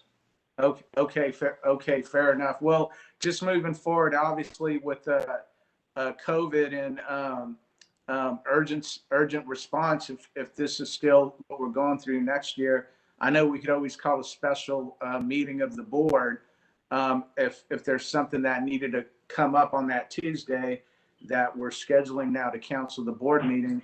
And so I would just only ask that as we move forward into next year, that if these special meetings do need to be called, that we do our best to call them at Tuesday mornings at 9, which is typical, and the public would be more aware and have a better chance of catching us, catching our board meeting. Thank you, Mr. Chair. I'll second Sue Peterson's motion. Okay, we have a motion by Supervisor Peterson and a second by Supervisor Valley. Madam Clerk, please call the roll. Supervisor Neves, Yes. Supervisor Valley, Aye. Supervisor Verboen, Yes. Supervisor Peterson, Aye. Supervisor Fagundes. Yes. 5 in favor. Thank you very much. We'll go on now to item F, which is administration again. And Rebecca, you want to lead that off for the Department of Public Health?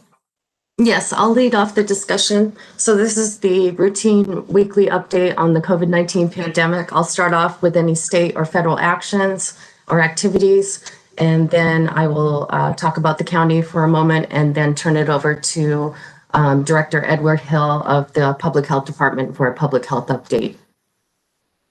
And so the last update was given to your board on December 8th. It's been a week from then. And at the state level, the governor announced the appointment of Dr. Tomas Aragon as the Director of California Department of Public Health. That is a new appointment. Dr. Aragon, who faces a considerable statewide challenge for the current surge in the COVID cases, he served as a health officer for the city and county of San Francisco and the Director of Population Health Division for the San Francisco Department of Public Health since 2011. Dr. Aragon is a native San Franciscan. He returned to his hometown for residency training during the peak of the AIDS crisis in the late 1980s. He observed in an interview in the San Francisco Chronicle this summer, and he stated that his medical career opened with one pandemic and likely would end his career with another. The governor also, I wanted to let you know another appointment. Former Clinton White House Press Secretary Dee Myers will join the Newsom administration as senior advisor to the governor and director of the governor's Office of Business and Economic Development. That's GoBiz. The governor noted that Myers has joined the administration earlier in the year as a volunteer to support the governor and his team during the COVID-19 crisis. In her new role, she will focus on economic recovery and advise on the vaccine rollout. I wanted to let the board know that there was a document that came out this week from HCD and also the California Homeless Coordinating and Financial Council. They released a memo outlining the different funding sources for local agencies to consider as we move forward with Project Home Key projects. On the federal side, there's nothing concrete yet, but there is quite a bit of activity. The most notable development on the stimulus front is that the $908 billion bipartisan COVID-19 relief proposal that was unveiled a couple of weeks back will be broken up into 2 bills and officially introduced this week. So bill number 1 is a $748 billion measure that will include the vast majority of the original bipartisan framework. That includes funding for enhanced unemployment benefits and the Paycheck Protection Program. Also money for nutrition assistance, vaccine distribution, COVID-19 testing, and money for schools. The second bill will be a $160 billion state and local fiscal relief package, along with COVID-19 liability protections for businesses. So I just want to note that it's all very, very fluid, but we are in constant contact with our lobbyists and getting these updates. So wanted to let your board know that. On the county front, where the Emergency Operations Center is still meeting, we still have a wide number of employees teleworking, and we're managing cases within our own county facilities. So I just want to let your board know that we are rolling out the OSHA guidelines, and we'll be working with department heads this week to make sure that we are up to par on everything that we need to be doing. So with that, I'd like to turn it over to Edward Hill. Good morning, Mr. Chairman, members of the board. I hope you can hear me okay. I would like to start my report, as I always do, by reminding everyone the simple steps we can all take to protect ourselves from communicable diseases such as COVID-19, and those are frequently wash your hands for 20 seconds or more. Don't touch your face with unwashed hands. Stay hydrated with water, as a hydrated cell is a healthy cell. Stay home if you're sick. Again, this is a big one. People coming to work with a cold or what they assume is a cold ends up being COVID-19, and then we end up isolating multiple individuals. And then wear cloth face coverings to protect yourself and your loved ones. Our current numbers for today are we've collected 108,721 samples. We have 1,016 results pending. We are currently monitoring 4,133 individuals. Our current total cases since the outbreak began is 7,225. Unfortunately, 86 deaths. Total recovered so far is 5,140. Our total active cases is 1,999. Skilled nursing facilities since the outbreak began is at 221 with 41 active, 181 recovered, and unfortunately 24 deaths. Our prison numbers this week, total cases since the outbreak began is 6,641. That's 581 at Corcoran, 3,158 at Avenel State Prison, and 2,902 at SATF. They have collected 72,484 samples. They have 188 results pending. Their active cases are now at 2,134 with 4,121 recovered and unfortunately 14 deaths. Our concern still remains the same with them. We are having increased dialogue with them in the state on their practices and procedures that they may implement to help continue to slow the spread of the virus until there's a vaccine and wide distribution or quantities. We continue to watch hospital data closely. As of 12/14, the local hospital had 75 COVID patients, 6 in the ICU. Their ICU capacity is at 83%. That means 83% of their current ICU capacity is being used. The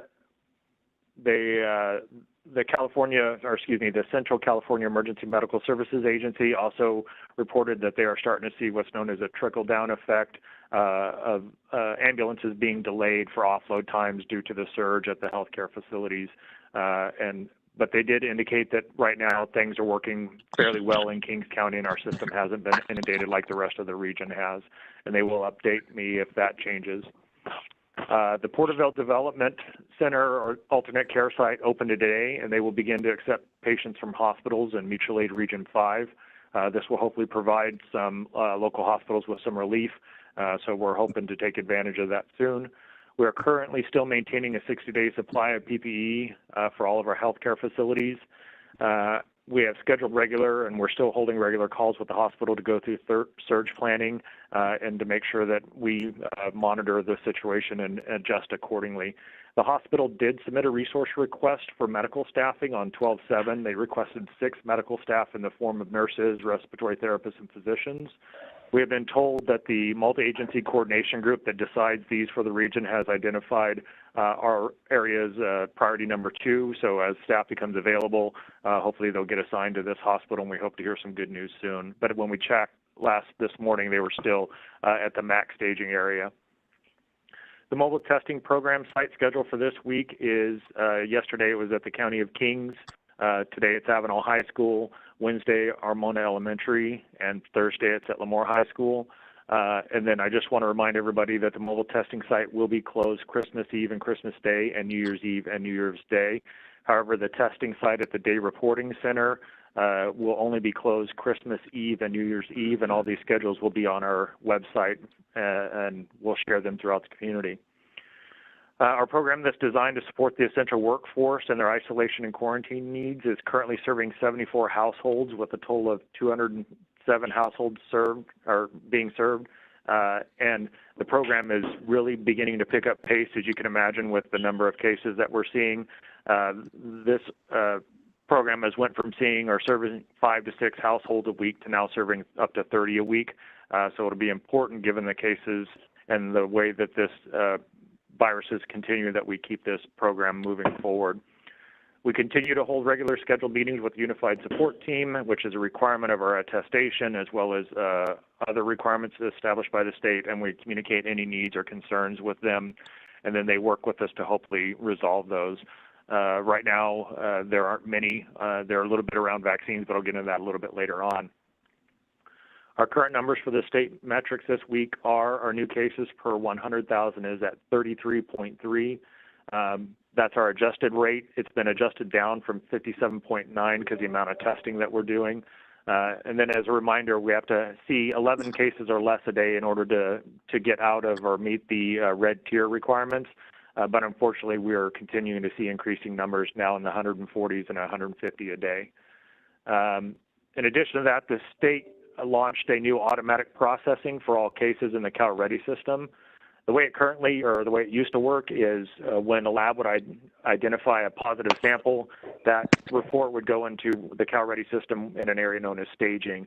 And then we would go in, public health departments, excuse me, would go in and move that case from staging to the CalReady system, and that's when we would also reach out to the individual that's positive. But due to the large backlog in cases throughout the state was experiencing up to 30,000 cases sitting in staging. They switched to an automatic process. Originally, we didn't think it was going to affect us because we stay on top of our cases, but unfortunately, the new process added about 4 steps to us that wasn't communicated, so it did create a delay for us to process them because we now have to do 4 times of work to identify them and get them notified, as well as move them to the appropriate area in the CalReady system. Overall testing positivity is at 11%, and our overall testing, or excuse me, our testing positivity in the lowest quartile of the Healthy Places Index is at 14.4%. And as noted, this means all of our metrics or all of our values meet the purple tier criteria, but that's nothing new and nothing out of the ordinary for the rest of the state. Our test per 100,000 is currently at 670.4, which is a massive number. This can be seen in the amount of tests that we're doing. For those of you that test at the mobile unit, you've identified that there are now larger lines. At first, we were unsure what was causing the amount of testing that's being conducted, but through the data that we've collected, we've identified this is a large portion of it is a result of the new Cal OSHA requirements that employers test their employees. All being sent to our mobile testing site, which is great. We want them tested, so it's not a big deal, but it did happen overnight, so we've had to work to adjust, and we'll continue to work to adjust as those numbers change. So the stay-at-home order for the California region is still in effect.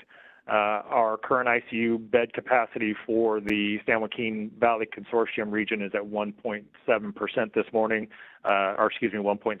That's up from 0% yesterday, but it's still a very low number.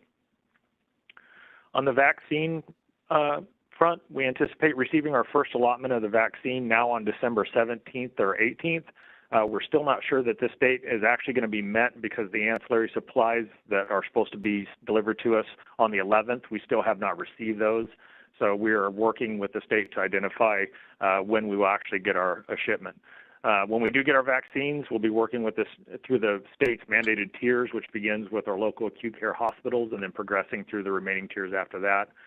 We have met with the hospital on several occasions. We're meeting with them again today to get final numbers so that we can continue through our vaccination program throughout the county.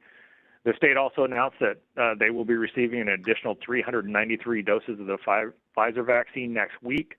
Of this allocation, 84,825 will be used to begin the CDC Pharmacy Partnership Program to immunize staff and residents at most of the California's skilled nursing facilities, and that is set to begin the week of December 28th through January 3rd. The remaining 309,000 will be distributed based on the regional shipment hub model, and Kings County will not be receiving any new doses of this allotment. They will also begin to ship some of this allotment to hospitals who are known or identified as multi-county entities or MCEs. And these are hospitals that have multiple facilities in counties and in multiple counties such as Adventist Health. They're estimated to receive approximately 3,000 vaccines, but we're unsure if the Hanford facility will receive any of these because the allotment is for the entire Adventist Health hospital chain. We have a meeting with them today, and we'll go over some more of this and address any of these, and I'll update you as we learn more information. That concludes my report, and I'm happy to answer any questions. Thank you, Ed. Any question or comment for the Health Director? Supervisor Valley? Yes, Mr. Chair, can you hear me? Yeah, I hear you fine. Mr. Chair, on the testing, for a question for Mr. Hill, I'm getting feedback on the new registration process is quite lengthy, and for anyone who's done the new one, a lot of questions, and so going through that on Saturday myself, and seeing the difference between what we used to have early on, where I think it was like 2 or 3 questions, boom, you registered, get your test going. Now there's probably about 8 or 9 questions. Things get a little bit more intrusive each question. And I know early on, the goal was to be minimally intrusive in the question asking so we could reach certain populations that we were having trouble with reaching due to trust issues. How long will we be going down this line of all these questions that are being asked? Is there the ability to scale back on that so we can make sure more and more people are testing? That's the question. Thank you. Thank you, Supervisor Valley, through the chair. That's a good question. You're right, there has been a shift, and that shift was basically pushed from certain groups that felt that their groups were being unrepresented. It is a state system. The state is requiring that data be at least asked. On some of those areas, you can skip them, or there's a button where you can click. I prefer not to say. I don't know exactly on all of them, but I don't see the state pulling back on those data requests or that data being asked. At least being asked again. I would have to go through each line. I have been through it several times, but I also know that there's multiple opportunities where you can choose the option of I prefer not to say. The only other way we would be able to get around that process would be to start an entirely new testing process of our own, which, given the current cost associated with testing and the fact that the state is providing these services and resources to us at no cost at this time, that would be difficult. I hope that answers your question. It does. Lastly, so our response, if we're asked about that by members of the community, is just that's outside of our control. That's outside the control of the health department. Sounds like that's just all in control of the state. That would be an accurate statement. Okay. Thank you, Mr. Chair. Thank you. Yeah, I think that answered all those questions. They give you an option to answer how you like, and then you can prefer not to say. So I took a screenshot of a couple of them. So you have an option not to answer them, or just give whatever you want to say, and they can sort it out later. Okay. Yeah, go ahead, Supervisor Valley. I'm sorry, sir, Mr. Chairman. I was saying that's actually good info because I didn't notice that when I was registering. I didn't notice the option to skip. I was just answering. So thank you. Supervisor Valley, through the chair, it is a little deceiving because you have to actually choose before you skip. You have to choose an option of I prefer not to say and then continue. But it's in there on some of them. Okay, thank you, sir. Very good. Anything else? Rebecca, you have any more comments on that item? Oh, those are the only comments. It's a little shorter today. Yeah, Mr. Chair, I am. Supervisor Peterson. Yep. Hey, thank you. Kind of to Supervisor Valley's point, and it's probably more along the track and trace side of things, but some of these questions can also be helpful in getting our economy open. I know that there's been a letter forwarded through Senator from Fresno, not ours, but past supervisor that asked the state, directly sent a letter to the state asking, how, we've been doing the track and trace and following all this information for 9 months now, and so many industries and restaurants and other areas have been affected. And so he asked, if he could get the breakdown information on, based on the state's, influence and actions that, you know, restaurants are high level of providing a high level of occurrence for COVID transmission. And so anyways, the you know, Senator asked the questions, Andres Borges, and the state could provide no information, which seems like a real waste at this point. You know, we're spending all this time and effort on track and trace. You know, I think Ed can speak to the time that it takes to make this happen. And the sad part of it is we have no collated data based on, you know, where the transmissions are occurring. And I know in many cases you can't get, there isn't an answer, or people just don't know. But again, I think, you know, going through this effort that, you know, as we look at the effects in the community and on all of the, you know, businesses of our community, I think this is vital information. And I think he may have a Democratic co-sponsor as well that was asking for this information to be disseminated, you know, on a more broad basis. That's it. Thank you. Okay, any more comments?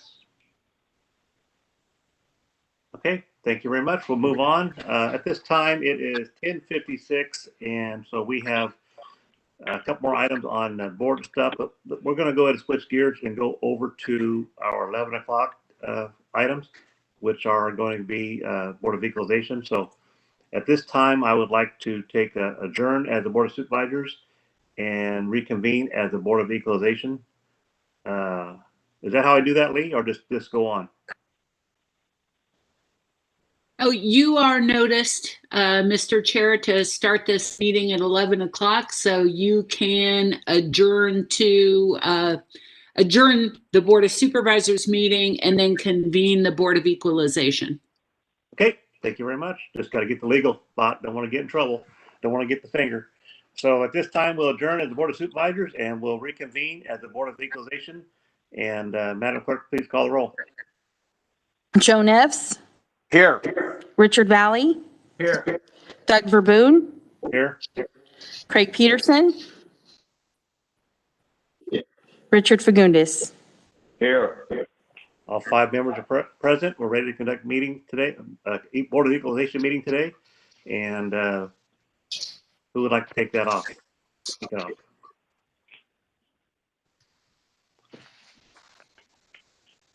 Unscheduled appearances, Mr. Chair.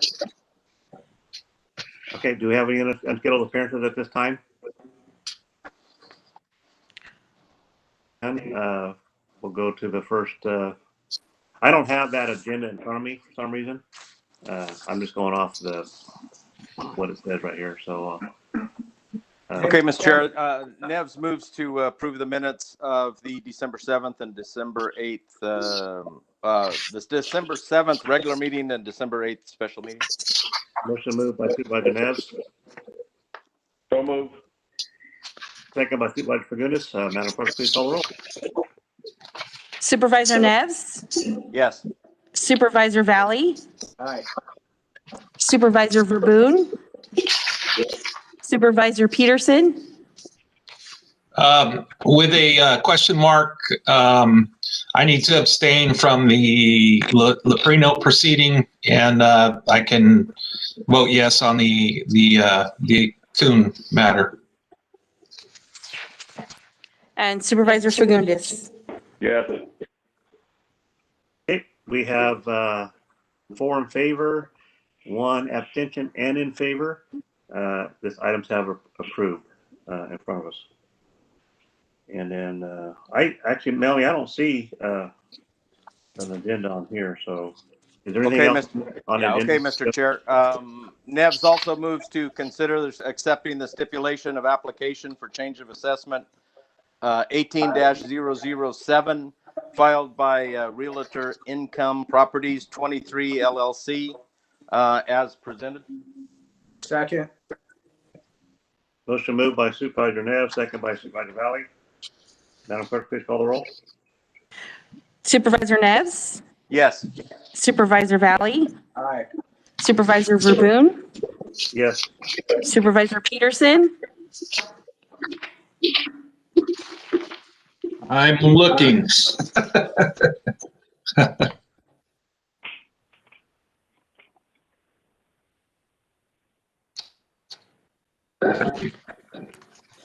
and Supervisor Fagundes. Yes. Okay, 5 in favor. Thank you very much. And next item, Joe. Adjournment. Okay, this time we'll adjourn as the Board of Equalization, and we'll go ahead and reconvene as the California Public Finance Authority regular meeting. Excuse me, can you hear me? Sure. This is Tom Pierce. I don't know if I can address the board at this time or. Is it on to do with California Public Finance Authority?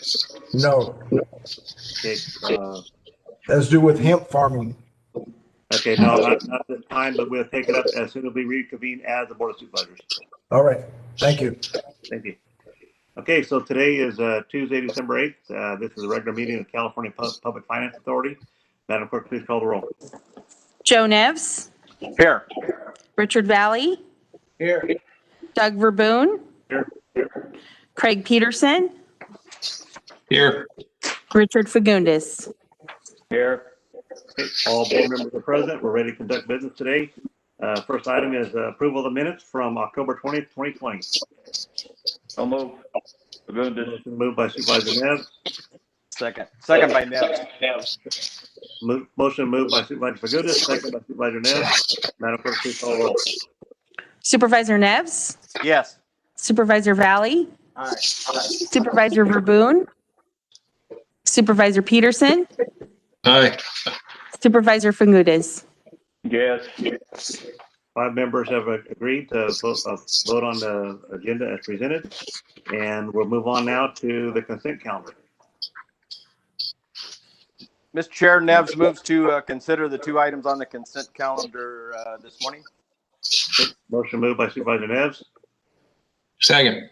second by Supervisor Peterson. Madam Clerk, please call the roll. Supervisor Neves, Yes. Supervisor Valley, Aye. Supervisor Verboon, Yes. Supervisor Peterson, Aye. Supervisor Fagundes. Yes. Okay, we have approved the consent calendar as presented. We'll move on now to public comment. So do we have anybody on the line for public comment? Seeing we have no hands up, we'll go ahead to staff update. Is there any staff on the line right now?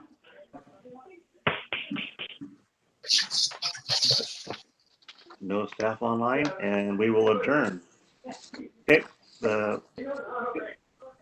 At this time, we'll go ahead and we'll go back adjourn as the California Public Finance Authority regular meeting, and we'll go into CalCHA, California Community Housing Agency regular meeting.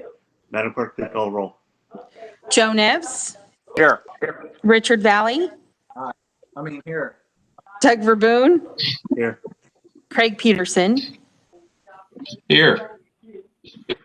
Richard Fagundes. Yes. So all members are here. We're ready to conduct business today. We'll move on now to the first item, which is approval of minutes from December 8th, 2020. Do I have a motion? Neves moves. Moved by Supervisor Neves. Second. Second by Supervisor Fagundes. Madam Clerk, please call the roll. Supervisor Neves, Yes. Supervisor Valley, Aye. Supervisor Verboon, Yes. Supervisor Peterson, Supervisor Aye. Fagundes. Yes. Okay.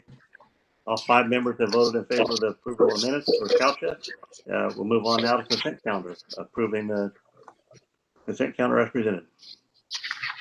Neves moves, Mr. Chair. Moved by Supervisor Neves.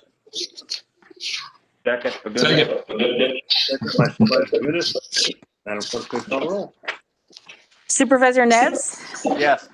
Supervisor Valley, Supervisor Verboon, Yes. Supervisor Peterson, Aye. Supervisor Fagundes. Yes. Okay. With enthusiasm, 5 members have voted in favor as presented. We'll move on now to public comments. Any person that can directly address the board at this time. Does anybody online have any question or comment? Nobody has their hand up. So we'll move on now to staff updates. Any staff on the line? Hearing none, we'll adjourn as CalSHA, and we'll go back to the Kings County Board of Supervisors. And we'll go back to item number 6, and it's going to be a study session. And we'll go on now into Henny Ring. Henny, are you there? Mr. Chair. Only Mr. Chair. Had an item under F, number 2. Yeah, item F2 is, we're back on. Hang on.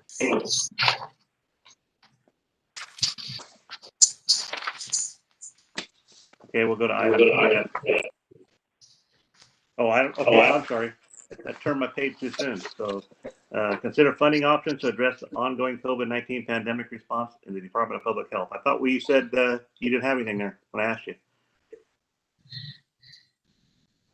Oh, Okay, I didn't have anything else on the last item. That's what I thought you were asking. If there was any more presentation on item number 1. Item F2. All yours. Yeah. Item 2 is a separate item, so I'm ready to go if you are. Mr. Chair, I think Mr. Pierce had a unscheduled comment. If you want to try to get him on the record so he can go ahead and go back to work. Yeah, Mr. Pierce, are you there right now?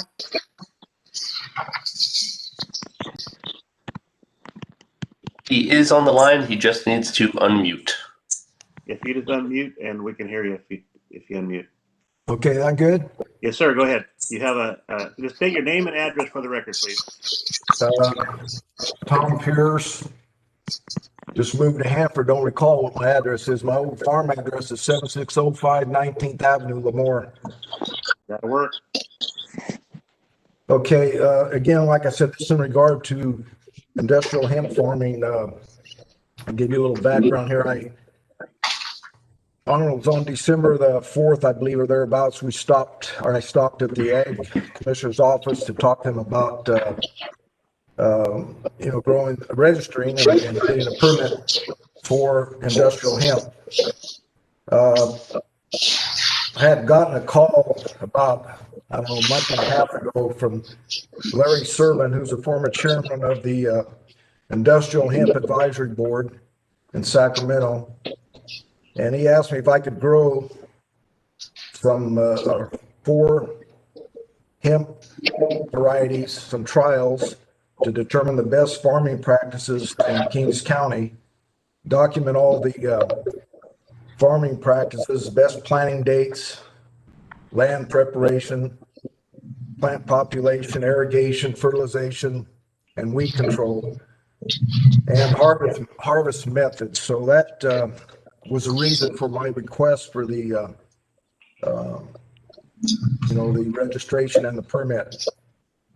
In addition, I agreed to these trials because would like to process some of this hemp fiber into usable fiber, which he has markets for. We talked about that, so that was an added plus for him. But after trying to get that, when I stopped into the Ag Commissioner's office, Ag Commissioner Mario stated that effective January 1, there's a new Kings County ordinance that will require adjoining neighbors to sign some kind of a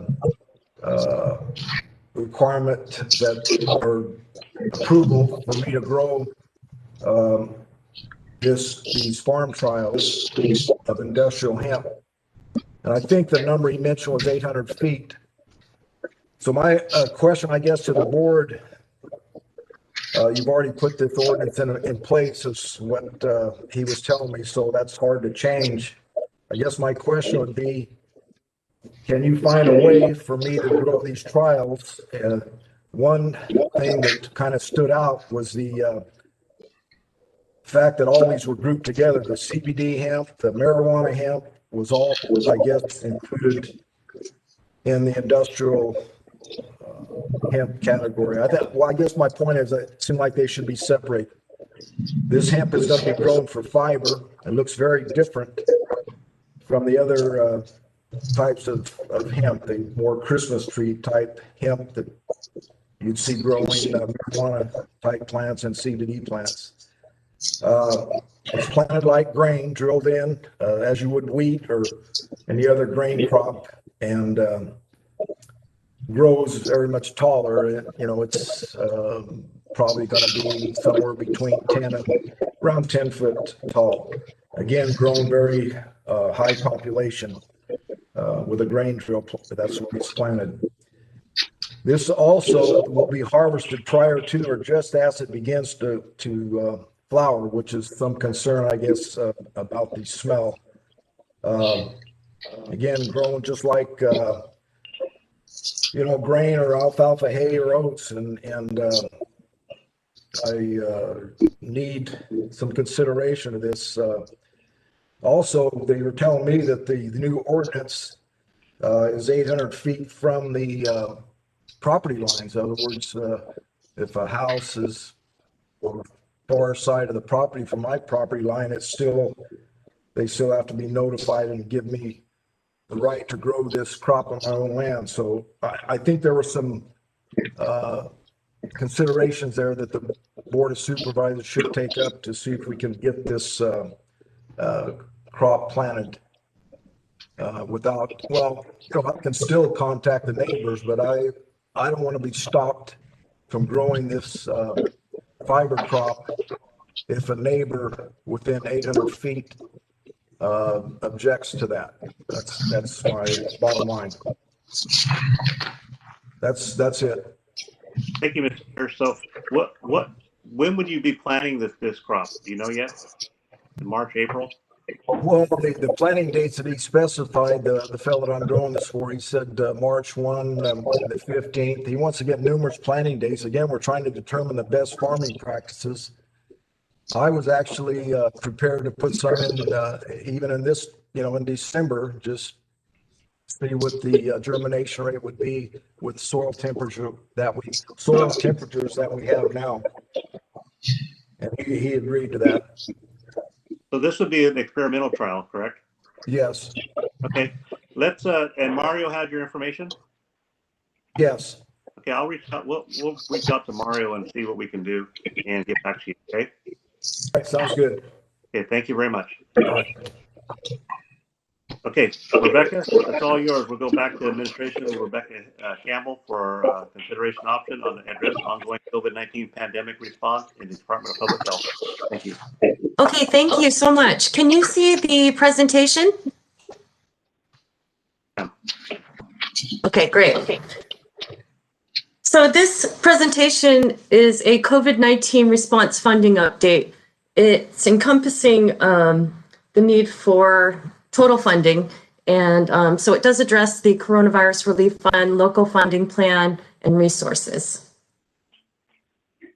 Okay, let's see.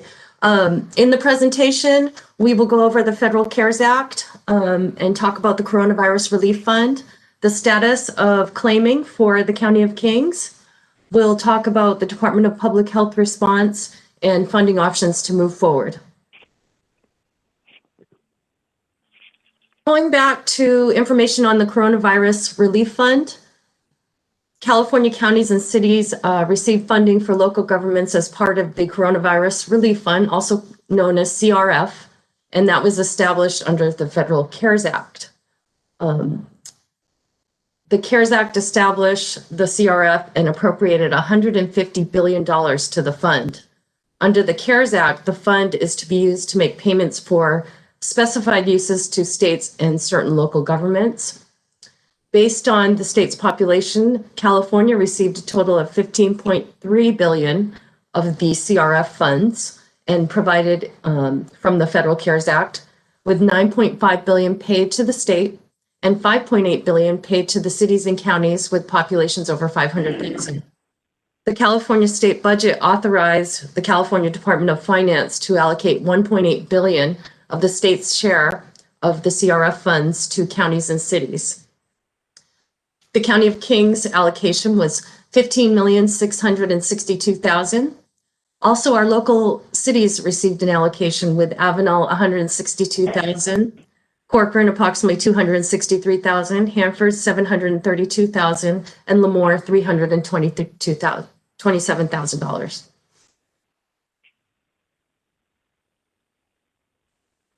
The funding that we received was contingent on the county's adherence to the federal guidance and the state's stay-at-home requirements and other health requirements as the executive orders have come down from the state. We have been doing monthly attestations on this funding, and we continue to do that. Looking back to authorizations by the board, on June 9th, 2020, your board authorized adding 9 FT full-time equivalent positions to the Department of Public Health, funded by the CRF to assist with COVID-19. On July 14th, 2020 and September 1 of 2020, your board approved the CRF funding plan for the county. On November 24th of 2020, your board adjusted the CRF funding plan. Oops, sorry about that. Okay, I think we're back. And this table represents the final approved budgets by department and the expected balances as of December 30th of 2020. You can see up at the top for the Department of Public Health pandemic response, there was 4.8 million. The balance of that is 2.8 million approximately. And also the staffing transfers from behavioral health, there's a balance of $441,000 as of December 30th. Project Room Key, private business assistance, reimbursements, and then other miscellaneous department expenditures. It is estimated that all the funds will be spent by December 30th. Diving into the Department of Public Health and where those balances are coming from, the majority of that, there's approximately $500,000 in staffing costs. Majority of that is coming from the OptumServe and public health testing at $1.1 million. And also, the time it took to ramp up the isolation of COVID-19 essential worker program, there's $1.5 million in unspent funds by December 30th, right there. So for a total of approximately 2.8 and for all the services and supplies, and $3.3 million for total unspent monies in the Department of Public Health. I do have Director of Public Health, Edward Hill, standing by. I'm going to move on to the next slide, but he's going to jump on to talk a little bit. So the Director of Finance has identified costs, and here we're talking about the status of claiming to the state on these monies, the $15.6 million. So the Director of Finance has identified costs incurred before December 30th that are above the county budgeted amount of approximately $9 million.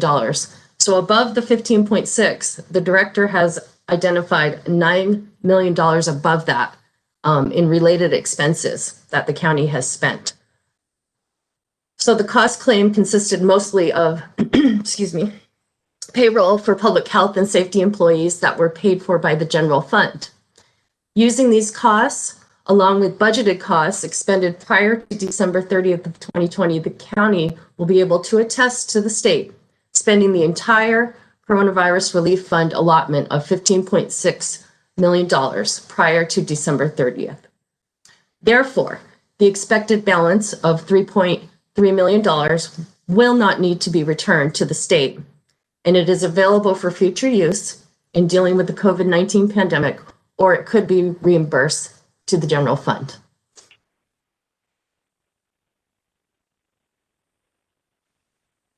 Okay, so now we are going over the Department of Public Health's need. On November 24th, we did outline to your board that there was a need for $11.5 million in addressing the pandemic after December 30th for the remainder of 2021. We did go over that line by line, and we were able to bring that down to $10.8 million. And right here, I want to pause and ask Director of Public Health, Edward Hill, to come on so he can talk through some of these items and tell you about the ongoing efforts and the funding that is required for those. Good morning again, Mr. Chairman and members of the board, Ed Hill, Public Health. So the table that Ms. Campbell has up covers what we anticipate spending over the next calendar year in our COVID-19 response. The first item is contract nursing staff for case investigation, case management, and more importantly, as more vaccines become available, the management and administration, excuse me, of the vaccine distribution countywide. As mentioned in the past, testing is becoming more and more simplified, meaning that we don't need that many healthcare professionals to provide the testing. However, when it comes to actually giving individual shots in the arm with the vaccine, it does require certain levels of licensure, which we simply don't have the numbers needed to carry on the vaccine and the testing oversight. So that's why this item is included. The next item is the current testing estimate based on pricing models shared by the state for the continuation of both the OptumServe site and the day reporting center and the supplies and other resources that we're using for the mobile testing unit. The state has indicated that they're going to cover these costs until April 2021. But at some point, they've also continued to share that there will be some share of cost to the counties at some point, but they have not really articulated what that will be, what amount, and when that will happen.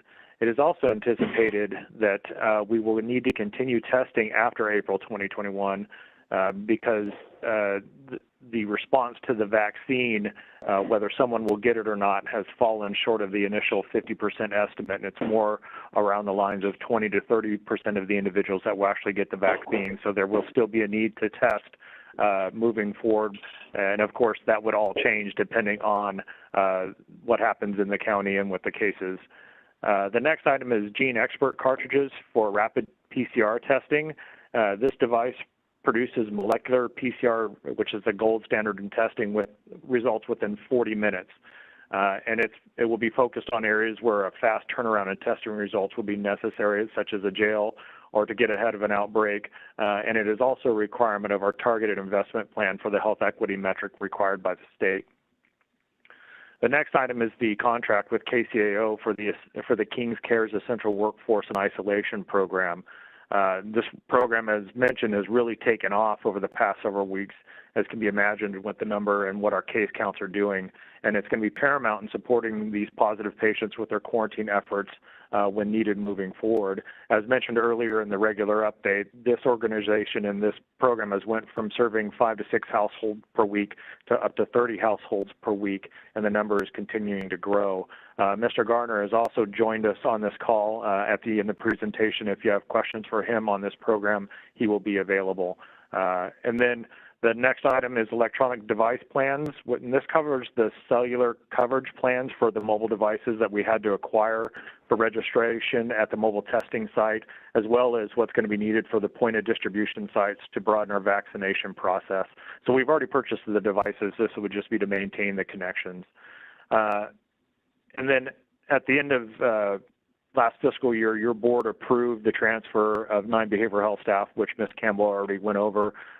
We ended up transferring only 6, as behavioral health still needed to keep 3 of them, but we will continue to need this staff moving forward. They're extremely valuable to us.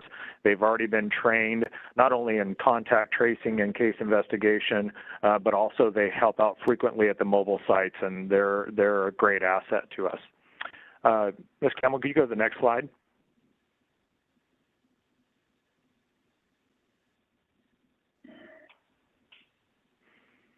So finally, I wanted to go over the other financial challenges that public health is encountering as a result of the COVID-19 pandemic.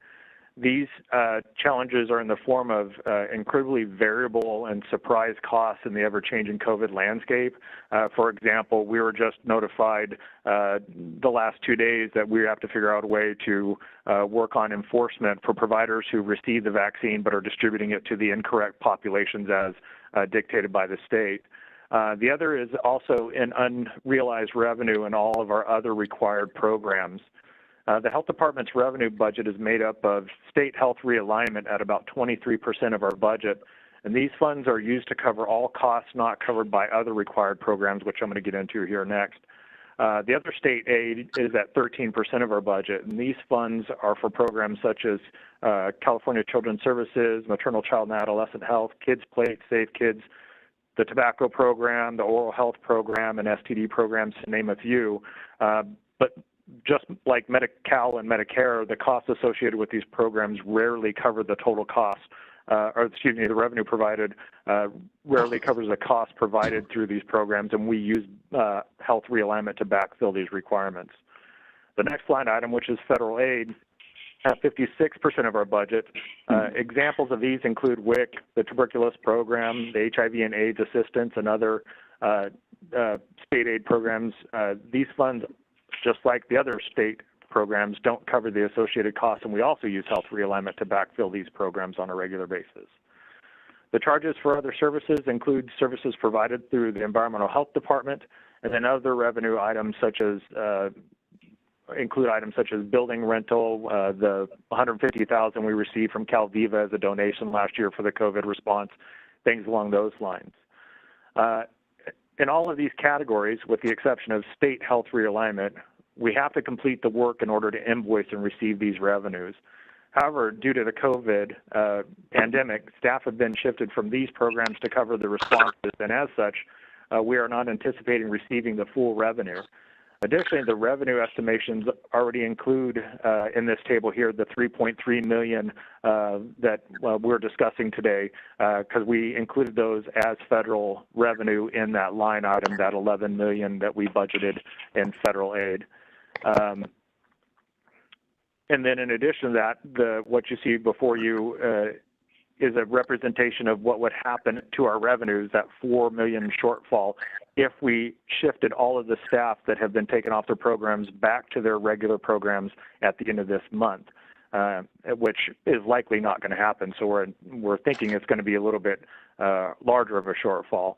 And it's extremely difficult to project these with any confidence, as this revenue is constantly changing and our responsibilities are constantly changing as the COVID landscape continues to shift.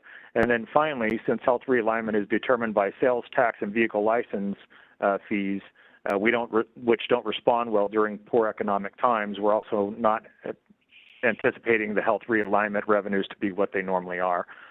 That's what I have to cover. I'm going to turn it back over to Ms. Campbell, unless she wants to pause for questions now or at the end of the presentation. No, I'd like to keep going, and then we can answer questions. Okay, so in the recommendation, the recommendation addresses the need of the $10.8 million.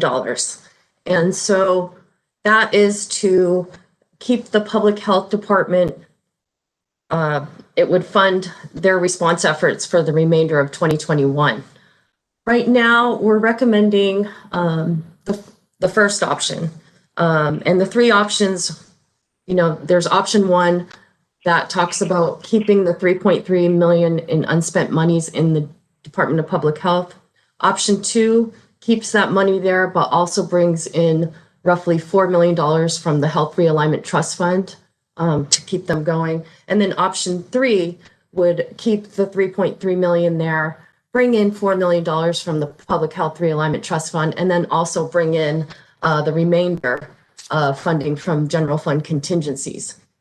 Right now, we're recommending to take more of a conservative approach so we can come back to the board and do periodic, routine updates and keep the board informed of where this is going. We're recommending option one, which is to keep the $3.3 million of unspent monies in the Department of Public Health's budget.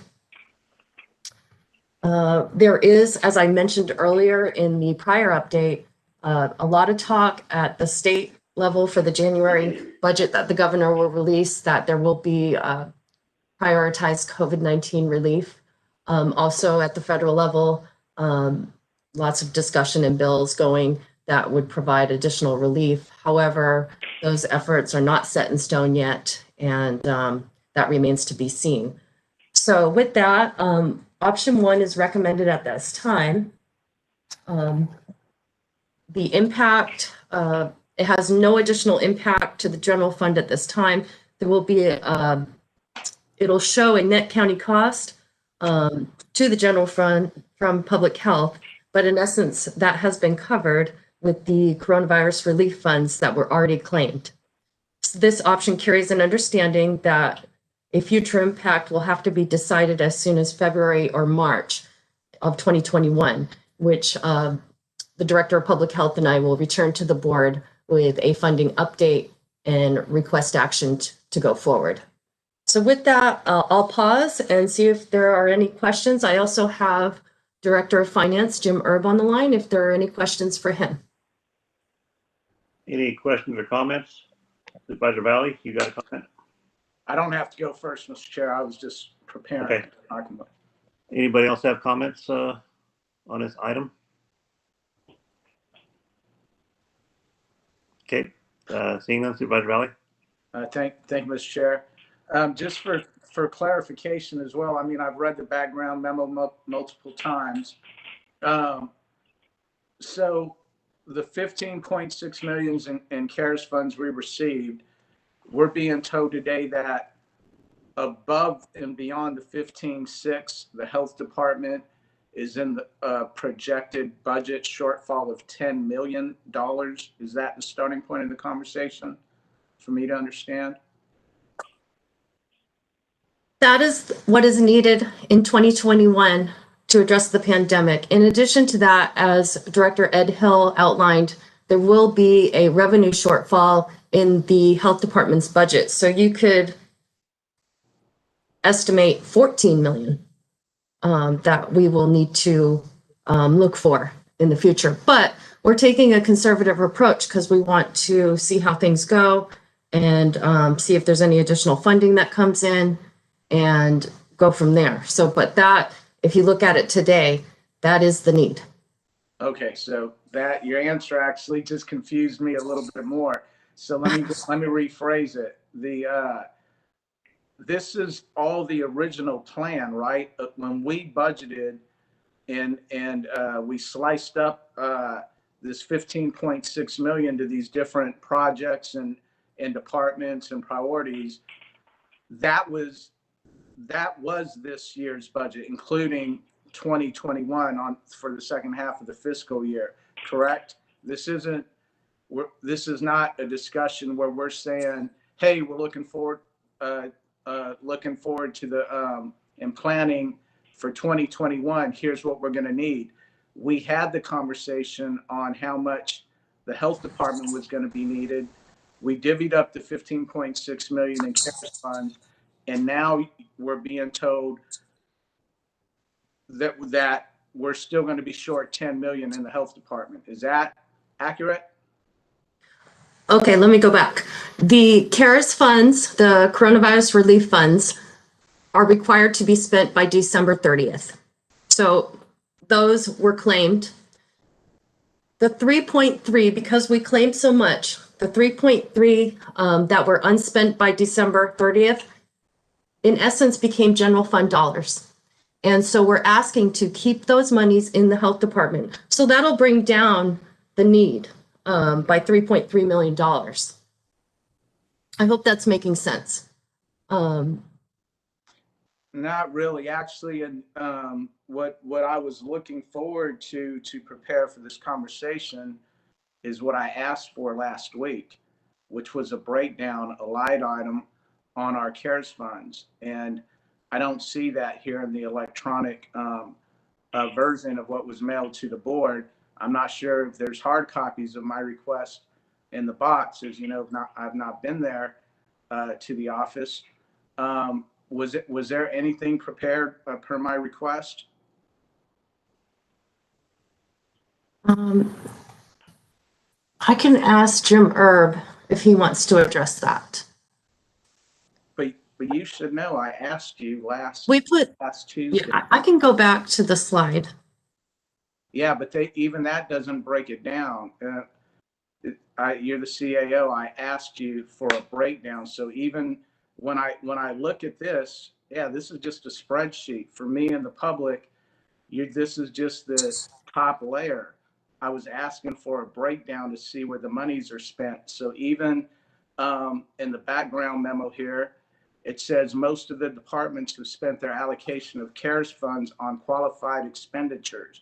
Well, where's the list of that? So this slide right here shows the list of what was spent on qualified expenditures. Plus, there was another estimated at $9 million in addition to that. Okay. Are you not understanding that I asked for a breakdown of those expenses so we could have this conversation today? $10 million shortfall is a pretty big thing when the five of us are responsible for how we voted to spend this 15.6 million CARES funds. I asked for a detailed breakdown of these monies for the conversation today. Yeah, and this chart shows you, plus there's another 9 million we have outlined. If I can go back, I think Supervisor Peterson's on the line too. I think you asked for that, and it needed to be a board consensus. We all had to agree, and I think Supervisor Peterson said no. We didn't have. Well, that's not the way it works. You were in the bathroom, Mr. Chairman, when or you were coming out of the bathroom. You weren't in the chambers when I made the request, and then I tried to clarify it for you.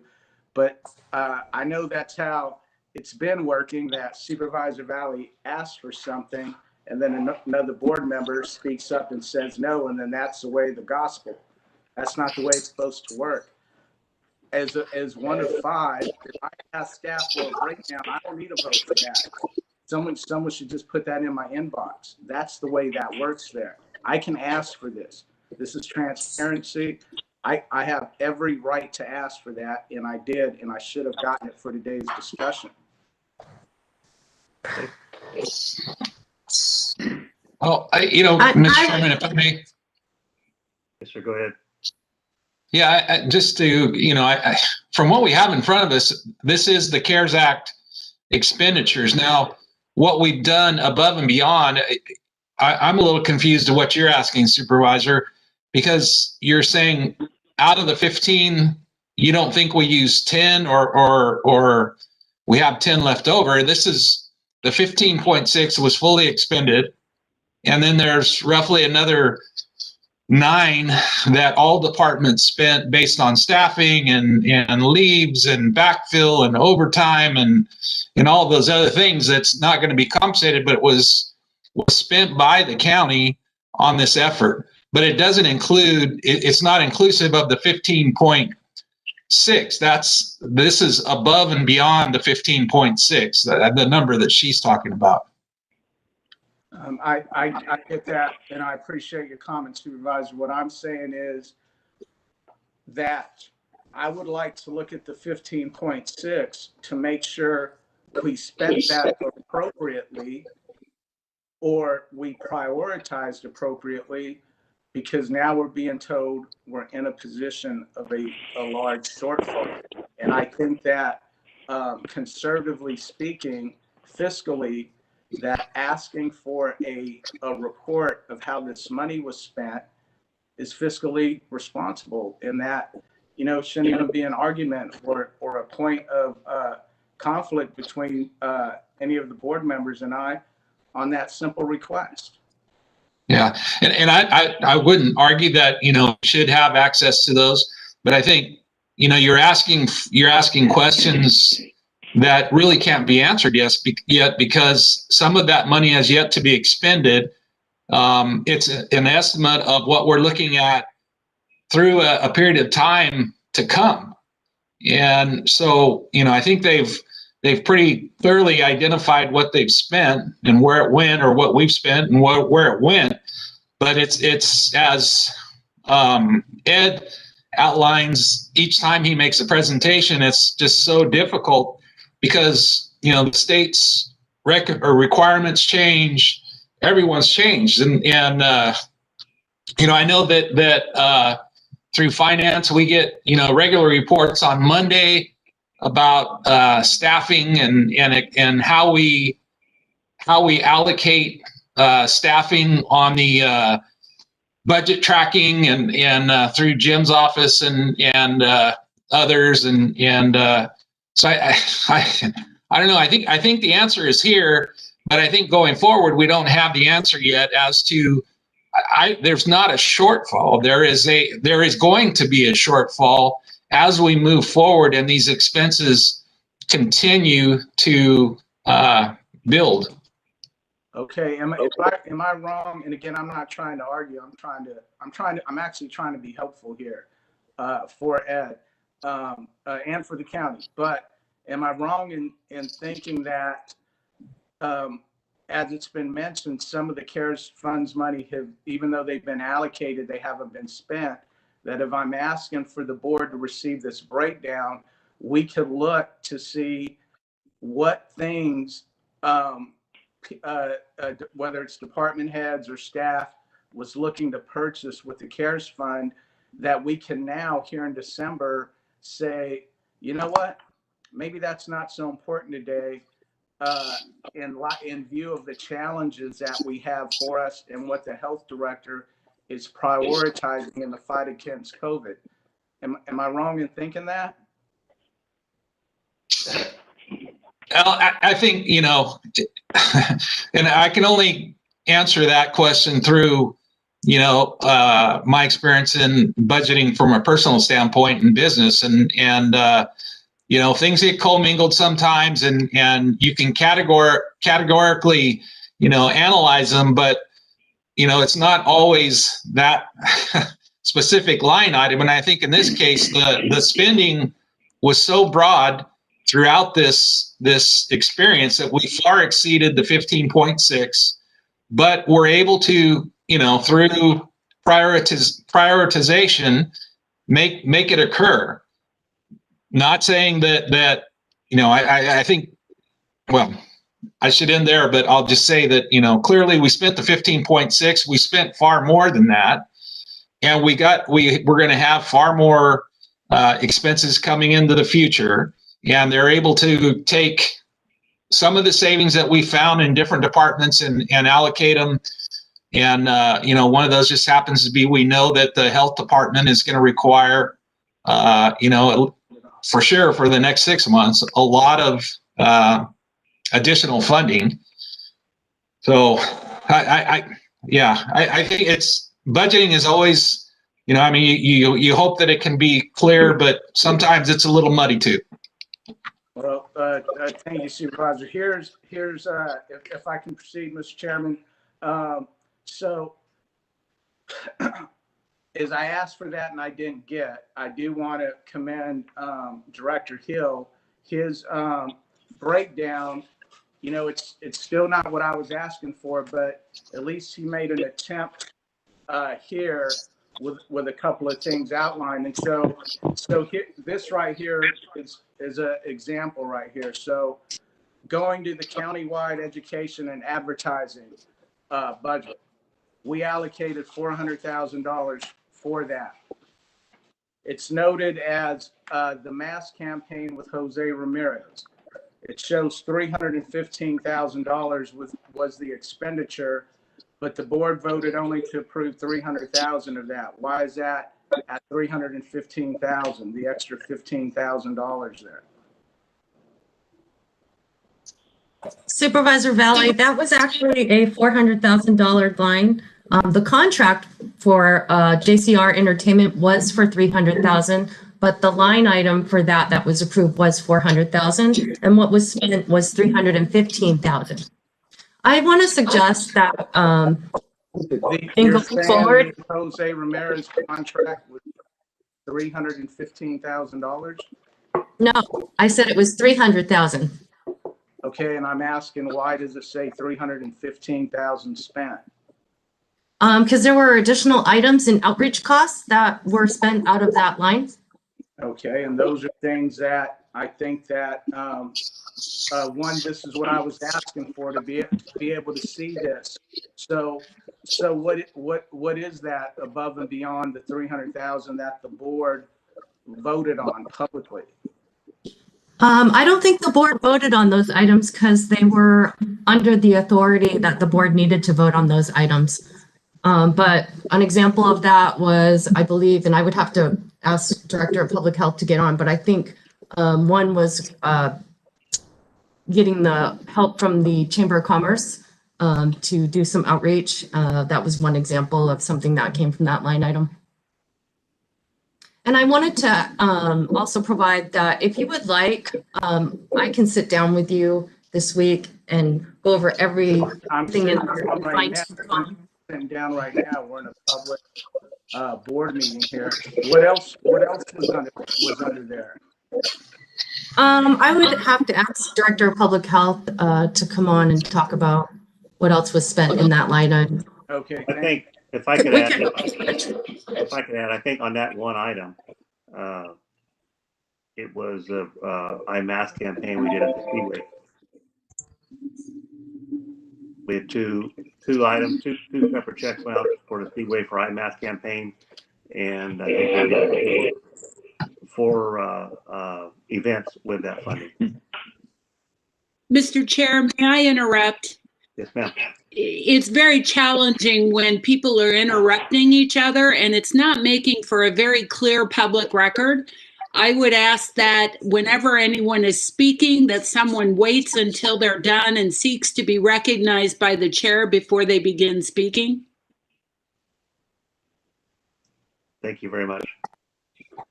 So Rebecca, you, on that item, you understand Supervisor Valley has a request. He would like to see more breakdown of the cost. Is that something you can get into his box by next Tuesday? Yes, and what I would offer is to meet with him ahead of time so I can be sure that we are responding to what he's asking in detail. Yeah, I think I understand what he asked for is what I thought we have here, but he would like a little more detail. So with that request, just break it down or talk to him exactly where he'd like to see the breakdown at and get it to him. I don't see a problem with that. Mr. Chairman, could just on this one line item,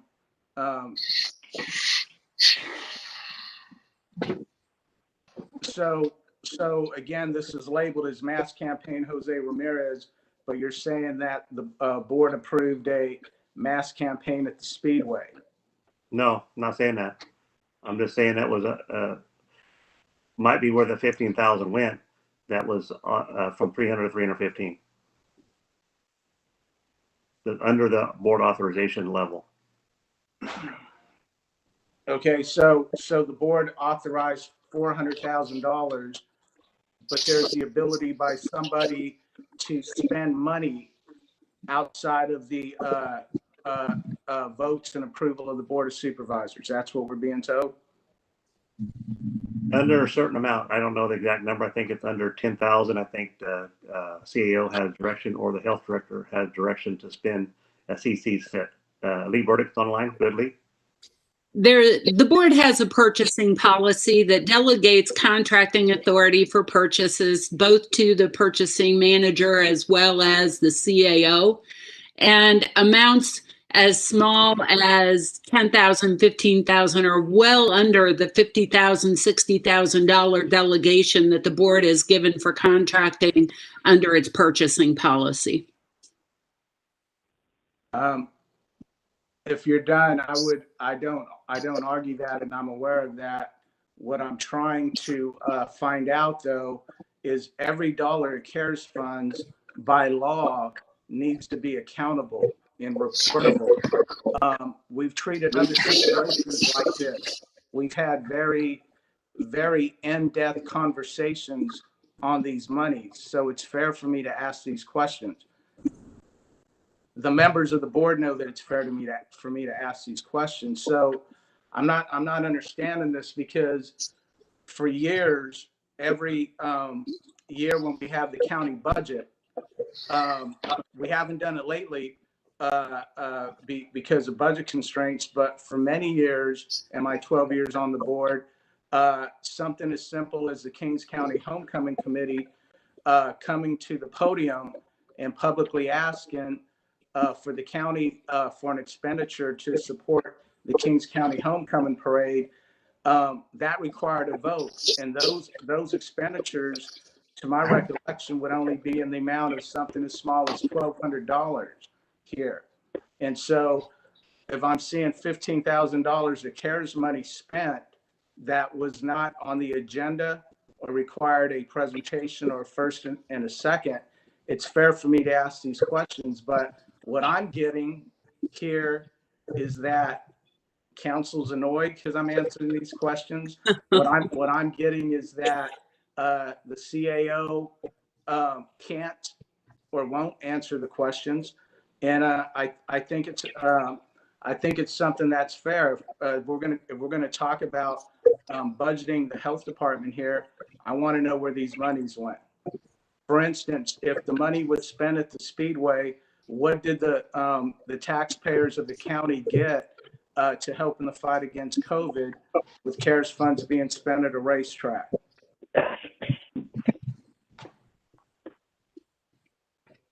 I would like somebody to, and Mr. Chairman, this is not an attack on you. I want to be clear on that.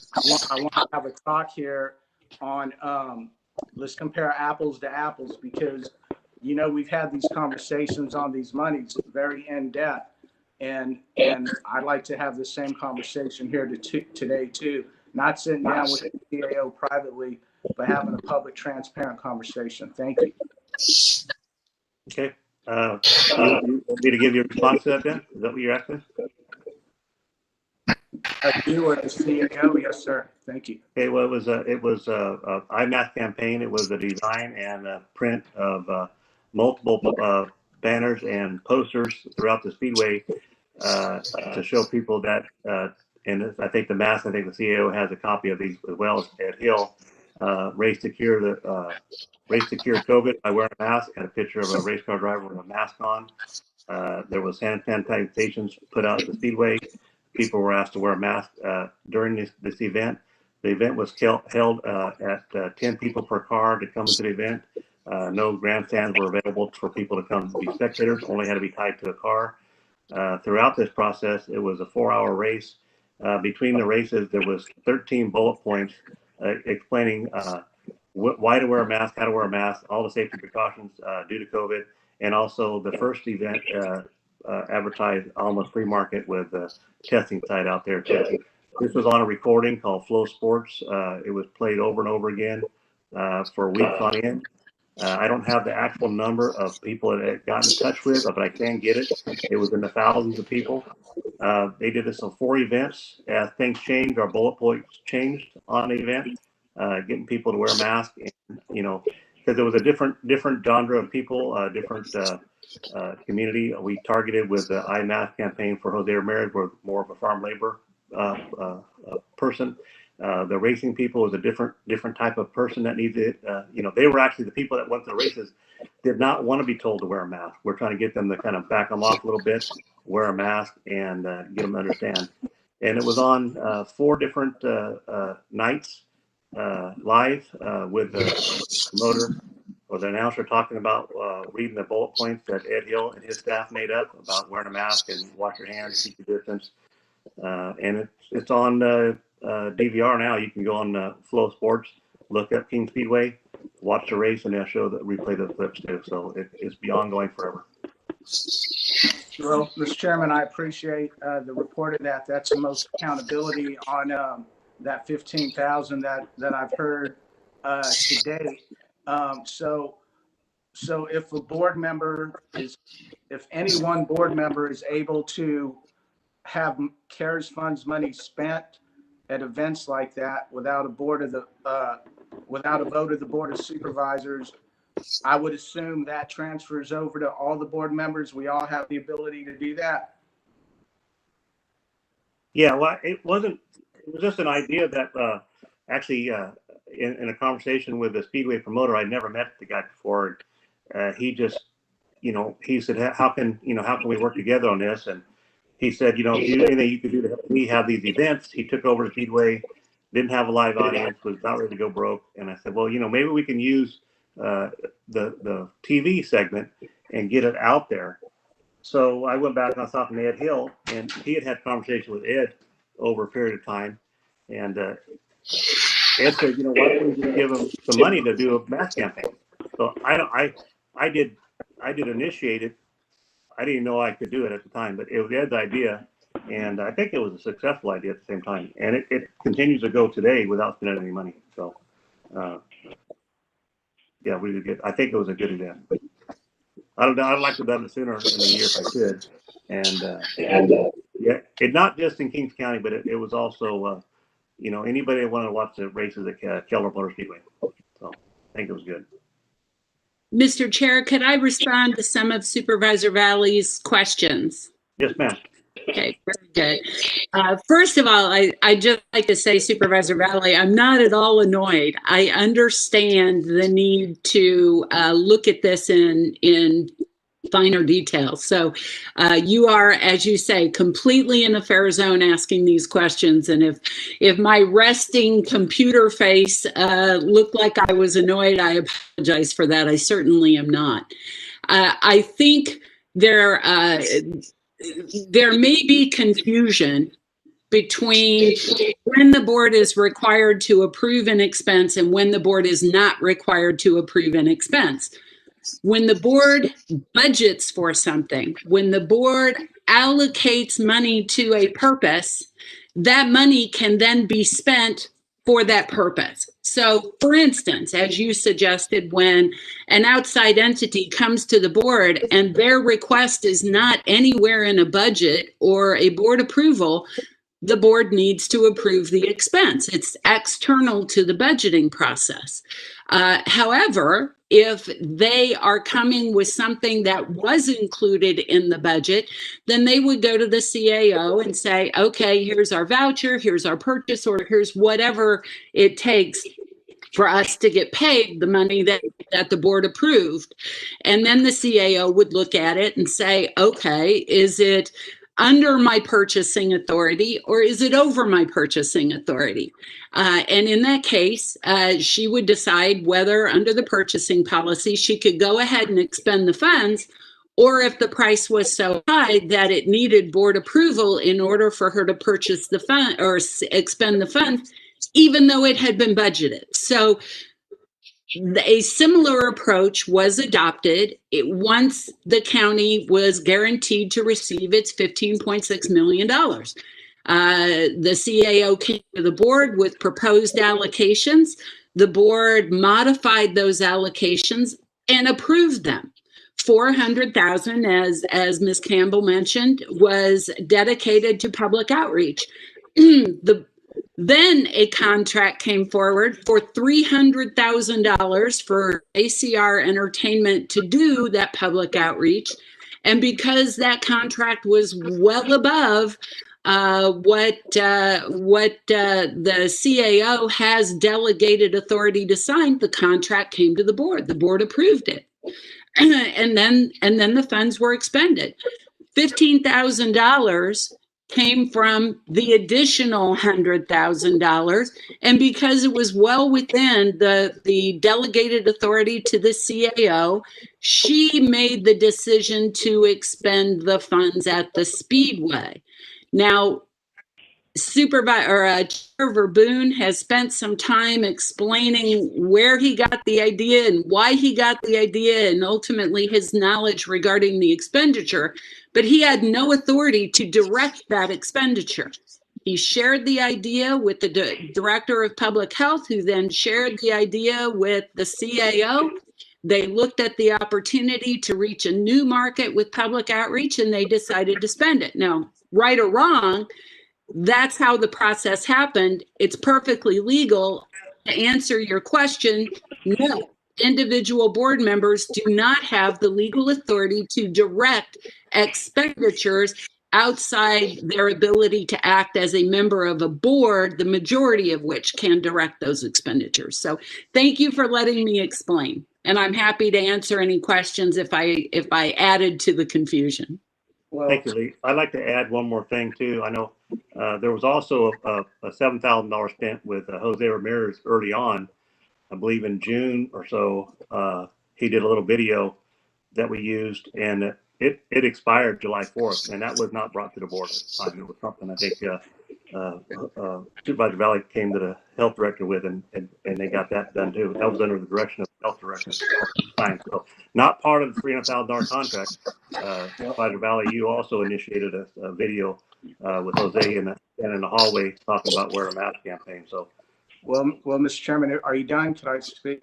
No, I'm not done. So with that said, you're making accusations here that I went above and beyond. It was actually Ed would have spent more money on the item if I would have let him. I said, no, let's see if it works. And we had a really good response on the first event, so we went ahead with the second one. So I think we got the good minded with it. You did the same thing back in June with Jose Ramirez. That's talking not about. true. I'm ready to respond to that. Okay, well, when I'm done talking, I'll let you respond. So I don't know. I feel like I'm being accused here of something I didn't do, and don't really like it. So with that, I'd like to end this discussion and move on to the next item. I'm not done responding, Mr. Chairman, with all due respect. Okay, go ahead. I'm ready for you to finish. That was not at my behest. Why you would say that Jose Ramirez expenditure was at my behest is beyond me. That I had zero to do with that. I was not aware that the CAO until she told me that she was approving that item. So that is not at my behest. All I'm trying to find out, and I'll say it for the second time, is that this is not an attack on you, Mr. Chairman. There's no need to get defensive on that. I'm publicly saying it's not an attack on you. What I'm saying is that there's different ways that we're looking at these CARES funds money. It sounds that if you went to Ed Hill on it, and this is my question to council, would council handle that expenditure being made at the behest of a board member? That's all that I'm trying to find out. And if so, if that's okay, then it rose into my question that I asked earlier. Are all 5 board members able to do that? Because I can't imagine that if I asked Ed Hill to write 2 checks to the King's Speedway and I never got it on agenda, and the board found out about it months later, I can't imagine that would be taken positive. So I can understand a little bit how you're being defensive, because by experience and treatment of the board and other people, I'm a little bit defensive myself. So can council answer that point just for a point of clarification? Is that She did already. Of a board member? For Signal, I see it spinning right now.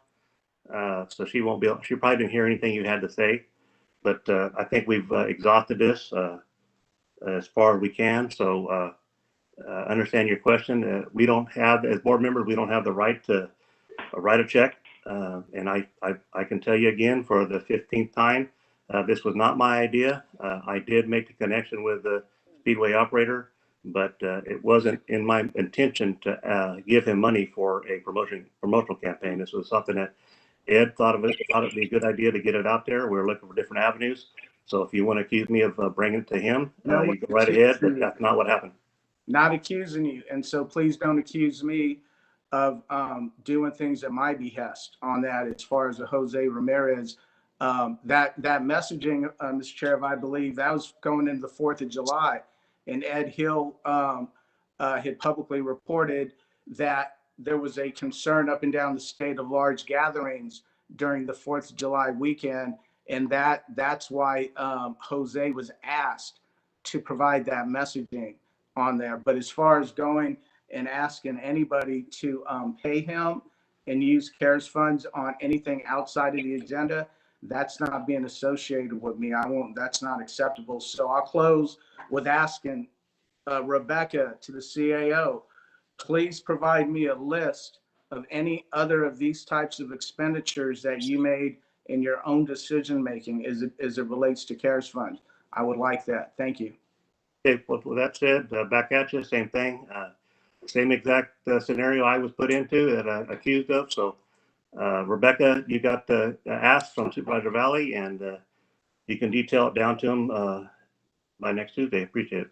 Thank you, sir. Okay, and we'll check with the purchasing manager as well, because he also has an authority over contracts. Okay. I would, yeah. Thank you. Okay, at this time, we're going to go item number 6, which is study session at Human Resources, Henny Ring. And Well, before Supervisor Verboen, yes, I'm sorry to interrupt you, but are you going to take any action on the last item? do we have to take action on this one? I don't see it on the agenda. We're requesting you to consider the following funding options to address the ongoing COVID-19 pandemic response in Department of Public Health. There's option 1, which is recommended to keep the $3.3 million of unspent funds in the Department of Public Health's budget. Any questions or comments? Moved by Supervisor Peterson, Second by Nevs. second by Supervisor Nez. Madam Clerk, please call the roll. Which option though, and is a motion for, which option? One. Option Option 1. Madam Clerk, please call the roll.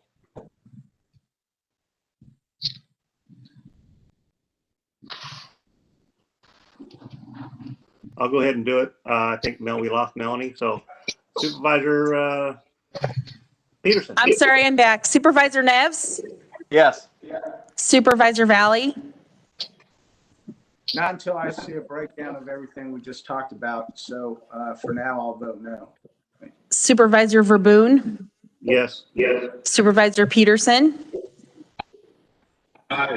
Supervisor Fagundes. Yes. Okay, 4 in favor, 1 no. Item passes in favor of option 1. Thank you very much. We'll move on now to a study session, Human Resources, Henny Ring. This is a study session regarding workplace bullying policy for all county employees. Morning, Henny.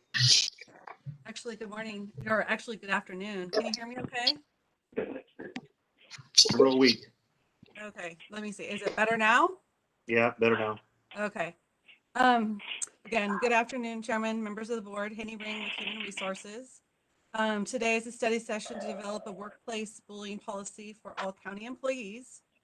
A policy is needed to outline standards for workplace behaviors that provide guidance and direction related to instances of bullying in a workplace, and to ensure that a professional and safe workplace for employees and the public. The county has a duty to provide a safe work environment for employees that is free of harassment and to maintain safe and healthy work conditions for all employees. And as part of the county's obligation to provide a safe work environment, Human Resources recommends an implementation of a workplace bullying policy. So with that, I would like to give you a little bit of background. Over the years, Human Resources has conducted numerous employee investigations associated with work bullying and other inappropriate behaviors in the workplace. Since 2000, so about 20 years, going back 20 years of records, Human Resources has received over 300 complaints of inappropriate behaviors related to workplace bullying, some of which have led to investigation and resulted in either progressive discipline, which included including termination.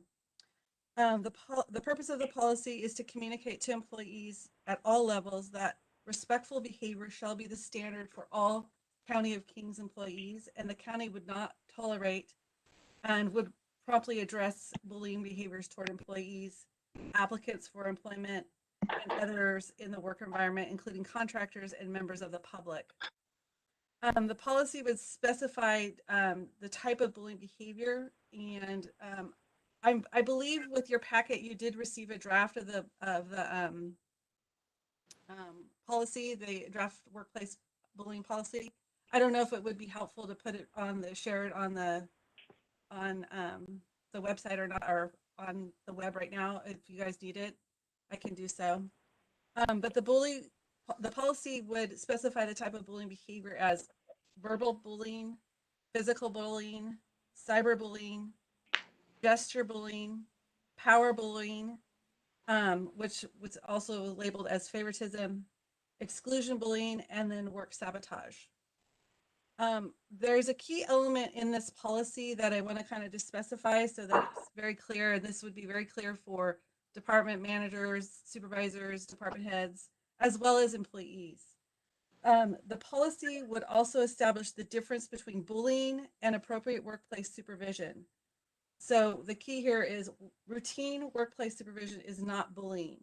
Supervisors and managers and department heads holding employees accountable for meeting performance expectations, goals, and deadlines, and for following the policy and procedures, or who perform any other reasonable action in the course of their normal supervisory duties shall not be considered to be engaged in bullying behavior. So that's key. That's a tool right there to show that they can be assigned to do work. That's not a bullying process. It's in their scope of duties in their work assignments. Again, this policy would be designed to be a tool. It's a guide for appropriate behavior and treatment of one another in the workplace. The workplace bullying policy would establish responsibilities for all county employees and would specify the specific guidelines for managers and supervisors as well as the employees. The policy would include language regarding retaliation, reporting procedures, and then we have additional education, training, and other resources. Again, one of the reasons why Human Resources brought this to the county board is because we are actually updating our county employee handbook right now. And because of a recent audit with the handbook, we've reviewed some existing policies. We've had to update a few things on that handbook. And we thought that putting this workplace bullying policy would be a great addition to that employee handbook. This handbook is handed to every new employee during the new hire process. It's something that we go over in our new employee orientation. And then, of course, we would also have it accessible on the intranet, intranet for our Human Resources for existing county employees to review. Essentially, this document would be an expectation in a policy format. Right now, the recommendation is a study session. I'm welcome any comments or anything that you would like to add to it. Depending on if the board wants to proceed with this would be something that I would have to meet and confer with the union. So I would provide this as well with all the unions to open for discussion. Right now, there is no fiscal impact because, again, it's a study session, but what I can say is when things aren't addressed appropriately and they escalate within departments and between employees, between supervisors, employees, managers, etc., the cost for investigations can get very costly for the county, and including any future lawsuits that may come out of that. So again, like I said, this would be a tool. This would be something that, again, the policy would include, language regarding any retaliation if somebody was to come forward regarding bullying. It would be very spelled out for that. Again, reporting procedures. HR doesn't want to create a policy that's going to create more work for HR, obviously, but we would like to provide a tool for supervisors, managers, even employees to hopefully this would open discussion so that any clarification of what is being directed or being assigned or needs to be accomplished, it provides actual applicable clarification and guidance. Again, I'm available for any comments, any questions, anything of that sort. All right, thank you, Henny. Appreciate that. I thought it was important to bring this item to the board at this time. During the last year, it's been difficult for all of us to do business together, and we need to understand that we have, treat each other with respect. So that's why I asked Henny to bring this, and I think it'd be a good policy to have on in our records, refresh people's minds of how they need to treat other people. So with that, are there any other questions or comments or suggestions? Supervisor Valley.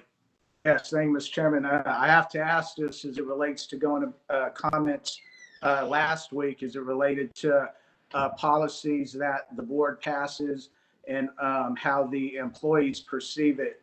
The example last week was if we're mandating the wearing of masks for the entire shift and on property at the county, if that was applicable to the board too, because the employees and the public were seeing us tell the employees to do one thing and then the board doing something different. So in that spirit, do you see this applicable to the Board of Supervisors as it relates to how we treat each other and the courtesy and the respect that we're calling for in our employees? Do you see this as being applicable to us?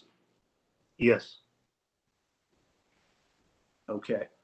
The other thing then is, as far as for the board, that I think would even be more helpful is I know years ago our former county council put together a very nice email that laid out the rules of engagement, so to speak, on that really helped the board for probably about 3 years and how we were treating each other.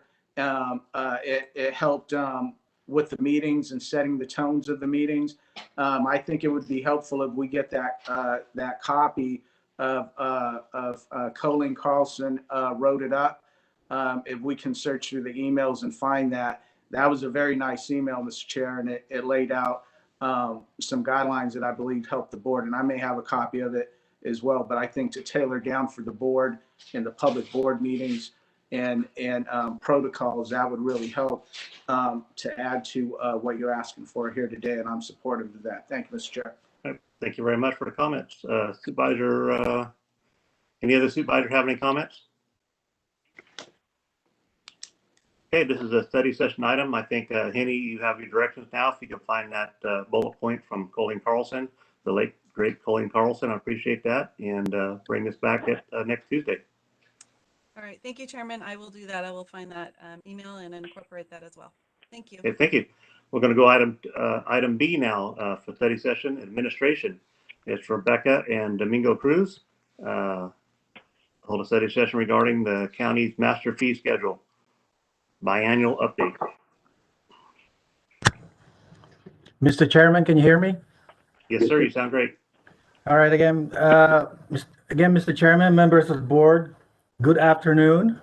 So Domingo Cruz, one of your administrative analysts at the administrative office, and I'm here this afternoon to present the study session on the master fee ordinance, biannual update, or every 2-year update.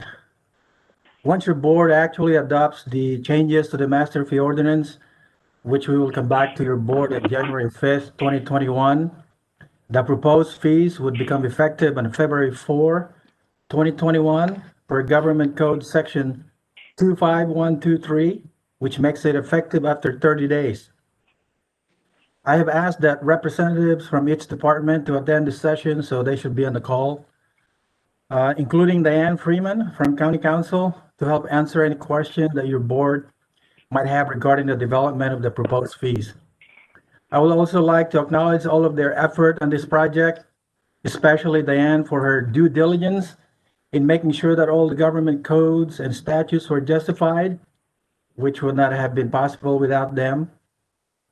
In light of the COVID-19 situation that we are currently in now, they took on a tremendous amount of work, and administration really appreciates their level of commitment that allowed us to bring this to your board today.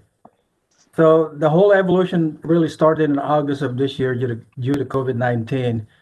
Usually we start the process in July. So the slide is the overview. We will touch on the history, the fee definition, then we will go to the fees, and we'll end with the next steps on the process, basically giving you the timeline from now till the adoption. So the master fee schedule originally was adopted as the master fee ordinance in April of 1993. It stipulated that it be updated every other year, and this task is critical to the success of the budget process, as the fees amounts drive the budgeted revenues for the next fiscal year. The last time we did this was during the summer through the fall of 2018. And also, if you recall, the last amendment to the master fee was done in May of this year.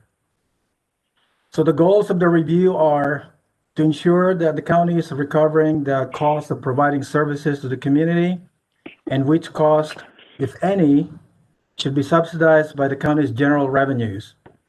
Basically, to recover as close to 100% as possible. Also, to have a consistency in calculation countywide, and to make sure they include the cost allocation plan and the overhead cost. So the analysis which has been conducted provides an estimated cost recovery close to 100% that your board may consider. Should the board wishes not to continue with the update process, you may consider directing staff to leave the fees unchanged. So shown on the slide are the 7 different titles for the types of fees we will be reviewing. I would like to emphasize that the new approval fee is a fee newly created and not to be confused with the new fee title type, which are existing fees currently charged but not listed in the master fee schedule. We will now review each of these types of fees, the number of fees that are in each category, and allow for questions from your board to the departments. It should be noted that I will only be giving a brief overview from those departments that have requested changes. There's much more detailed information available in the master fee attachment with your addenda packet. They are the current fee amount, the proposed fee amount, the percent change, the legal authority to charge the fee, the methodology for calculating the fee, whether by annual cost or statute reference, the date of the last revision of the fee, and any comments that the departments have provided. So in your agenda item, there is a table that looks like this one that lists the type of fee and the number of specific fees by department for each fee type. This year, we're not including the agricultural commissioner sealer. They were separated from the overall county master fee schedule back on October 8, 2019 by your board, as it was determined via Government Code Section 54985. The agricultural commissioner sealer's fees need not be part of the county's master fee ordinance, but can be listed in their own separate fee schedule. This was done in order not to hamper the ability of the agricultural commissioner sealer to make timely changes to their departmental fees. As you can see from this table, there are a total of 903 fees that were reviewed, and of those, 723 or 80% had no changes proposed. I will not be talking about those fees with no changes, but only those fees that did, or the other 180 or 20%. I would like to point out that majority of the changes under the fee is under the fee increase column, which is 55, followed by the title change column, which is 47. I would also like to note that the assessor has the bulk of the number of fees examined during this evolution, as you can see on the table. On the following slides, we will now be reviewing the specific changes by fee type. Before we start going to each type of fee, let me orient you on the slides. All changes are in yellow. Bold red text are additions, which you will see these on the new approval fees and title change categories. And all deletions are shown entirely in strikeout. Also, attached in your agenda packet is the proposed overall fee schedule, is the first attachment, and is number pages 1 through 34. All the fees with changes, new and old, are highlighted in yellow. Additionally, summary pages of the fees sorted by each type of change are also attached. The summaries appear behind the overall fee schedule as attachments A through G. So starting with the new approval fees, these fees are not currently charged to the public. These fees are new requirement by laws. Also, services that we have been providing but haven't been charging the fees. Departments are seeking approval of your board to begin charging these fees effective February 4, 2021. There are a total of 32 in this category. We have 26 from the assessor, 1 from the Community Development Agency, and 5 from the sheriff. So in the next 4 slides, I will only be describing the fees that may not be self-explanatory. So on this slide, the assessor has 9, 3 from the assessor division, and 6 from the clerk recorder division. So under the assessor division, the data subscription service includes 1 user, parentheses, 600 or unlimited hits or less per year.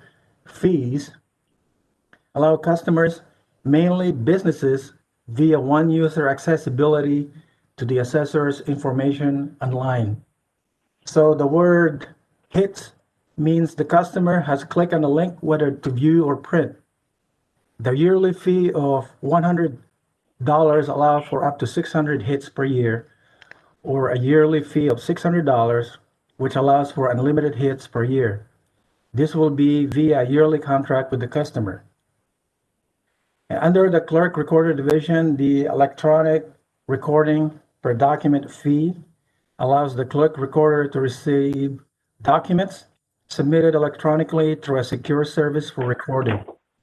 So the clerk recorder would be able to examine the document, accept or reject, place a recording stamp, and return confirmation to the customer via a secure service.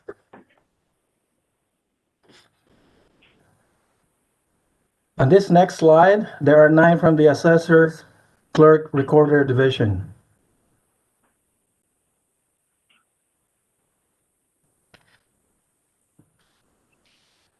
So this slide, there are also 8 from the assessor's clerk recorder division.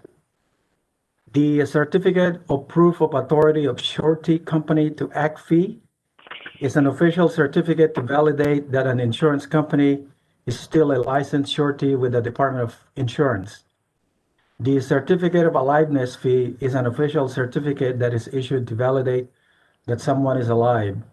Usually, this is used for the country insurance purposes. The certificate of translation fee is an official certificate in which the clerk recorder confirms that the translator is a court-certified interpreter for the language used in the document. The certification of appointment of humane officer fee is a certification of an animal control officer who is responsible for animal control within the jurisdiction of a municipality. And the data subscription service includes one user fee, allows the customers, mainly businesses, via one user accessibility to the clerk recorder's recorded documents online.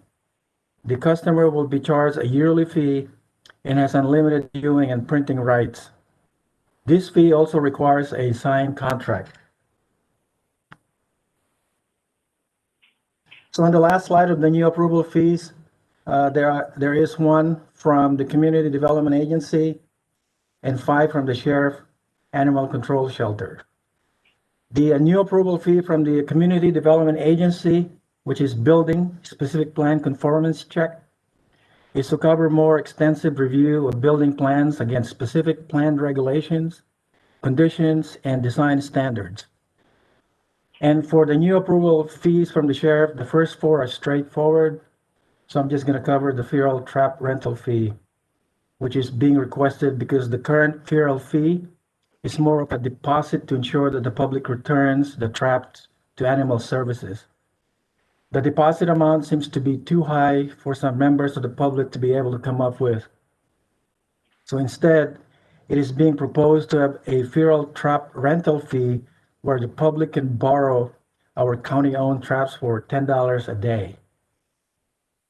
This would make it much easier for someone to utilize the traps for 2 to 3 days rather than coming up with $100+ dollars for a deposit.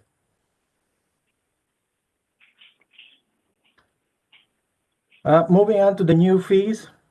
These are fees that are currently charged to the public, but that were not listed on the current master fee schedule. There are a total of 10 in this category, which are all from the assessor. There are 2 from the assessor division and 8 from the clerk recorder division. I would like to point out that under the environmental filings, the negative declaration prepaid, no certificate of fee exemption attached fee, and the environmental impact report prepared, no certificate of fee exemption attached fee, are fees that we collect for the state of California. Just want to make that as an exception. Moving on to fee deletions. These are fees that the departments are proposing to no longer charge as of February 4th, 2021. There are a total of 15 in this category, which are all from the assessor. There are 5 from their assessor division and 10 from their clerk recorder division. So moving on to fee increases, they are simply increases to existing fees that have previously been in the master fee schedule.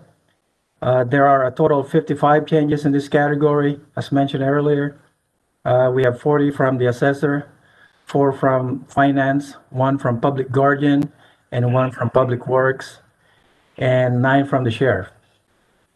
To orient you on the fee increases is slides. The last column to the right is the proposed increase amount. So on this slide, the assessor has 14, which is all from their assessor division. Under the map boundary changes, the tract subdivision parcel map, parentheses up to 8 hours, and the tract subdivision parcel map, parentheses 8 hours plus fees, increase is due to the addition of the GIS time process in separating the parcels. So the bigger the project, the longer it takes to get the work done. On this slide, the assessor has 13, 4 from the assessor division, and 9 from the clerk recorder division.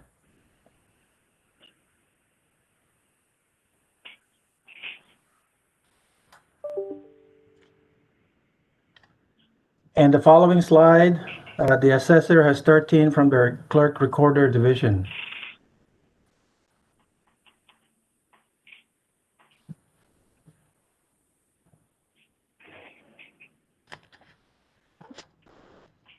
So on this slide, there are 3 from the Department of Finance, 1 from Public Guardian, and 1 from Public Works. I would like to point out that the tentative parcel map fee on the bottom of the screen from Public Works should be $175 instead of the $790. That's why you see a strikeout on it. This was discovered after revisiting and redoing the calculations again. The fee is on page 2 of attachment D on your agenda packet. The change will be reflected in the final version of the master fee schedule when we bring it back for the public hearing on December 22nd, 2020. And in the last slide for fee increases, we have the rest from the sheriff, which are 9 fees.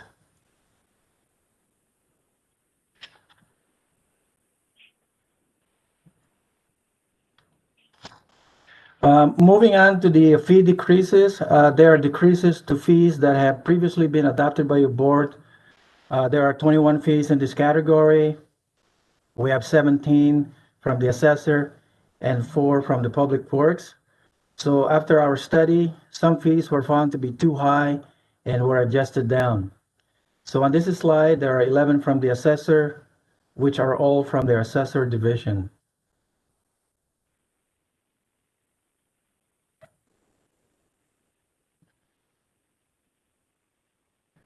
On the last slide of the fee decreases, there are 6 from the assessor, which is from their clerk recorder division, and there are 4 from public works.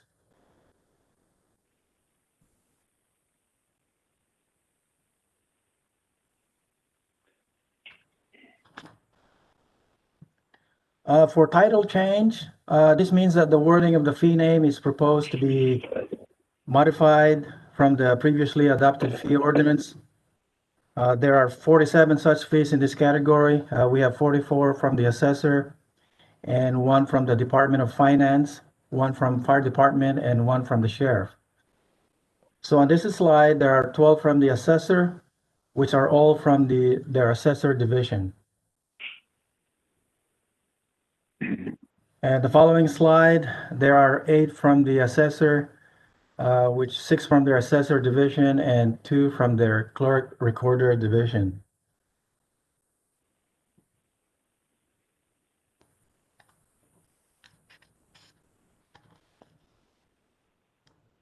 So on this slide, there are 11 from the assessor, which are all from their clerk recorder division.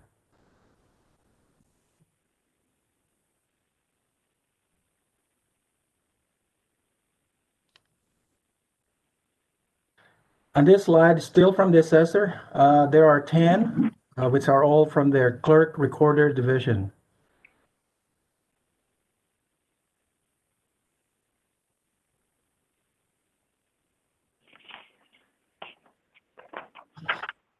And for the last slide on the title changes, there are 3 from the assessors, clerk recorder division, 1 from the Department of Finance, which is only showing the change in the fee itself with the addition of the word bank cost. So even though it's not a title, we show that in this slide. There's also 1 title change from fire and 1 from the sheriff.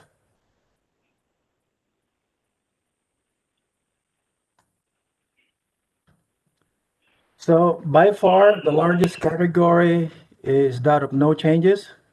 This means that there are no recommended changes to the fees as they appeared in the last fee ordinance update from May of this year. There are a total of 723 fees in this category, and by department are listed on the screen. These fees have already all been previously approved by your board.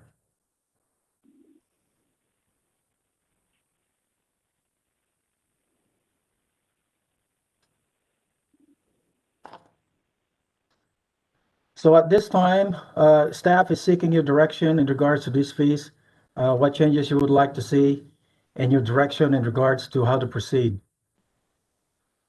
Following a direction from your board at this study session and with final changes, the next step is to hold a public hearing on the master fee ordinance, which has been scheduled for December 22, 2020.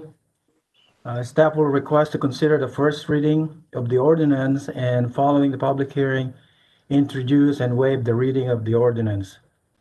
So letters went out to the Building Industry Association of Tulare and Kings Counties and to the Southern California Gas Company on November 30, 2020. And notice to public hearing was published on the Sentinel on December 8 and December 11, 2020.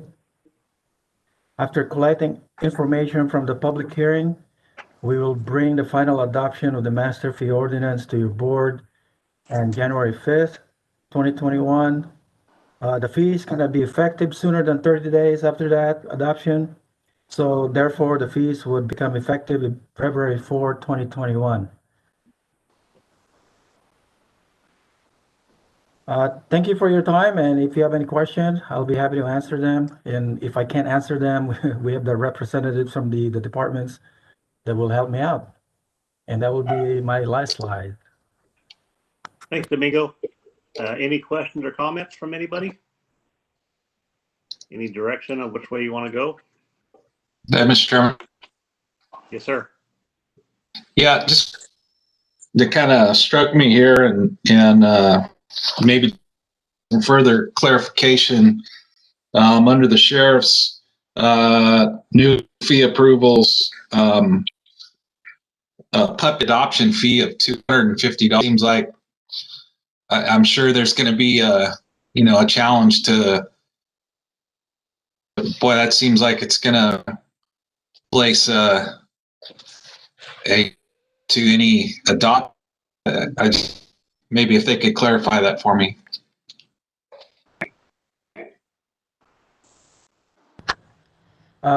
Supervisor Peterson, I don't have the. I cannot give you a background on that, so I will have to defer that to the sheriff. I think, Cassie, are you on the line? Supervisor Sheriff Robinson here. Yeah, I'm with Dom on this one. I have no idea either, so I'll have to do some research on that and get back to you. I'm not sure how that impacts any action you have to take today, but it seems like a big jump to me as well. But we can definitely get to the bottom of it and get back to you. Yeah, I mean, it may be. Kathy Baker, can you hear me now? It sounds like somebody was chiming in. This is Cassie Baker. Can you hear me from the sheriff's office? Yes, go ahead, Cassie. Okay, good. Sorry. I don't know how to mute on the computer and the phone. Sorry, my bad. The cost of the spay and neuter have increased, so the actual cost that we have to pay in order for the spay and neuter have increased. They also require additional vaccines, medical tests, and care in general before the adoption happens. You know, whether that's staff having to hand feed puppies depending on how young they are when they come in. And then also just the cost for the medical supplies and vet visits have increased. So even the $250 technically does not cover the cost it actually costs us to have for a puppy, as well as it takes about 2 to 4 hours of staff time per person. And it does include shelter techs, outreach coordinator, and sometimes the director as well. So that's where they came up with the $250. It actually probably is more in the $450 range. So we left it down to $250 to try and still increase and allow for adoptions, but also to try and cover more of our county costs. I appreciate that. And that's kind of the notes I had wrote down, just figuring that, between spay and neuter and shots and all that. I mean, I had to take a dog to the hospital this last weekend and yikes. But it just it's one of those tough things, it's kind of almost counterproductive to getting the dogs out there, but I understand the actual fees. And I guess short of that, it's just destruction of the animal. Is that correct? We're only going to hold them for so long. Yeah, Supervisor Sheriff Robinson again. And so, yeah, we do the best we can, obviously, not to euthanize, especially puppies, because they are very popular. And we also do work with new owners, because if they, like the spay and neuter, for example, we require under the county policy that, you have to get your animal spayed and neutered to take an animal from us. However, we let people, take their animal to a person of their choice as well. So if we do it through us, then obviously we have to recoup the fees. But if they want to take the animal to their personal vet, they can do that as well. We work with the incoming pet owners, I guess you could say. No, thank you for the clarification. Yeah, Supervisor Peterson, Dom here. As a board, if the board elect to change the amount, we can bring that back next week. But if you want to leave it that way, then we'll bring it back the same number. Yeah, thank you. Clarification. I know it's expensive, and I look to above the breeder permit application, and I know in some of the breeders, they do a great job moving their animals, but in the case where one is not moved, I just wonder, hopefully those don't make their way back into the shelter and do that. That may be a little inverted, the breeder's permit, but I'm sure, I'm pretty sure that probably doesn't occur. Purebred animal, even if it's not sellable, will typically, not sellable for the price that they typically might want. I'm sure they can still, move the animal. But anyways, thanks again for the clarification. I know it's an expensive number.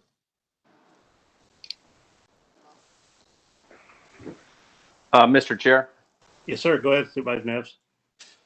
Thank you, Mr. Chair. I also just want to bring your attention on the Treasury fees. There's a second box, page 12 of 34 on the response, and it talks about special district assessment collections. That fee is currently $1.75 per parcel. The proposal is to take it to $10 per parcel.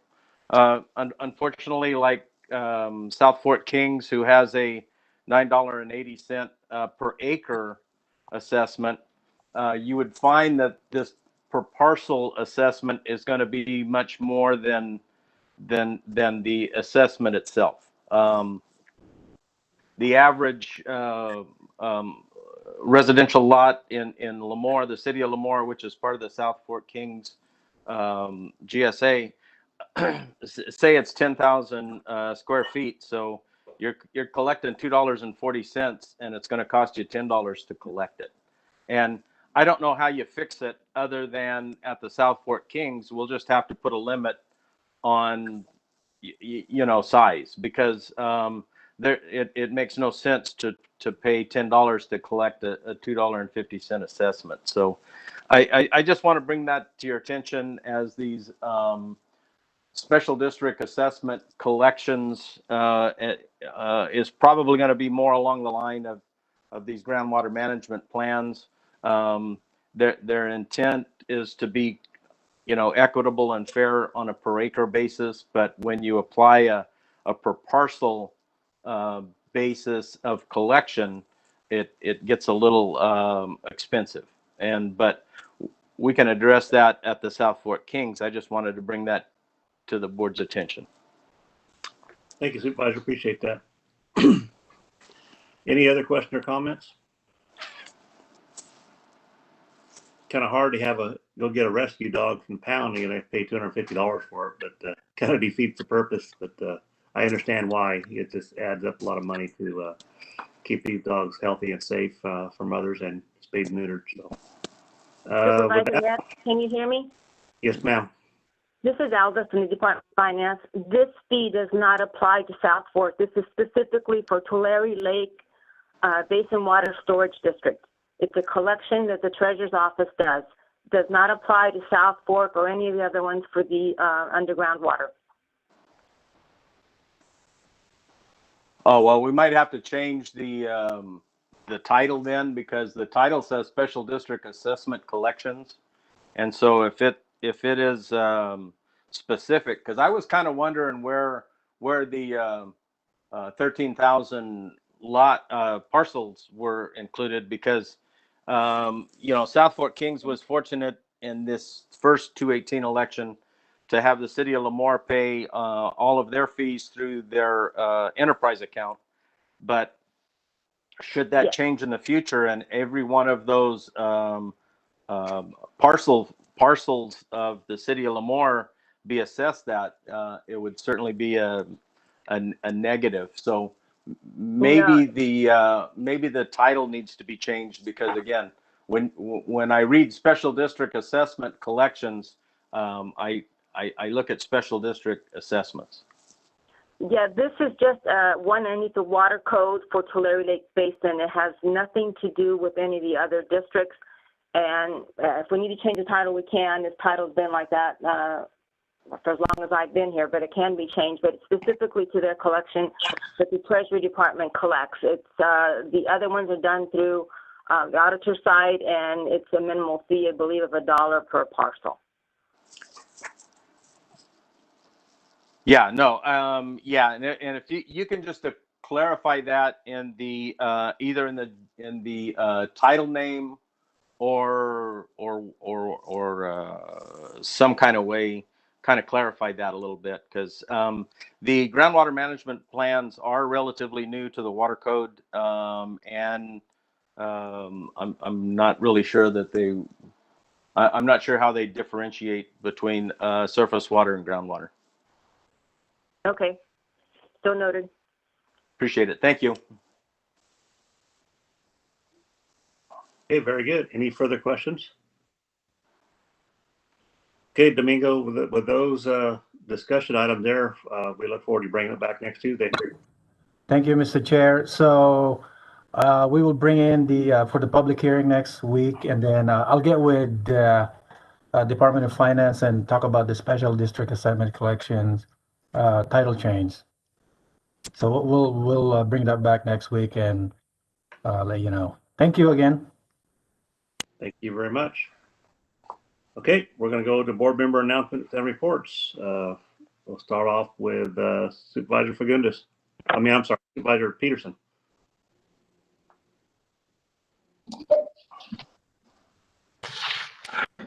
Well, Chairman, and once again, as we move closer to the holidays, again, thanks to all of our staff for going above and beyond. And I know it's a pain in the butt right now, and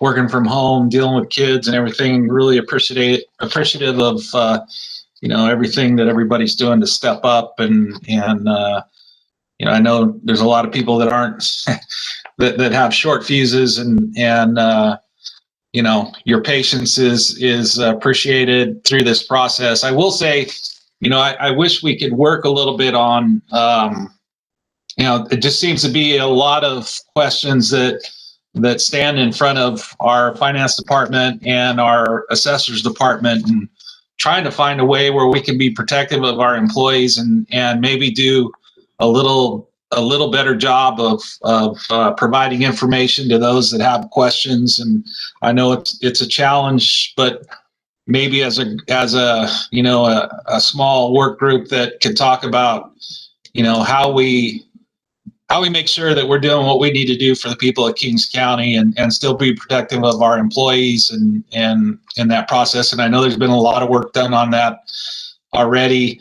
It's just, every time I walk out of our side door, I answer a couple questions and again, not criticizing any of the departments, just saying that we gotta continue to try and improve our process and make sure that we're meeting the needs of the people.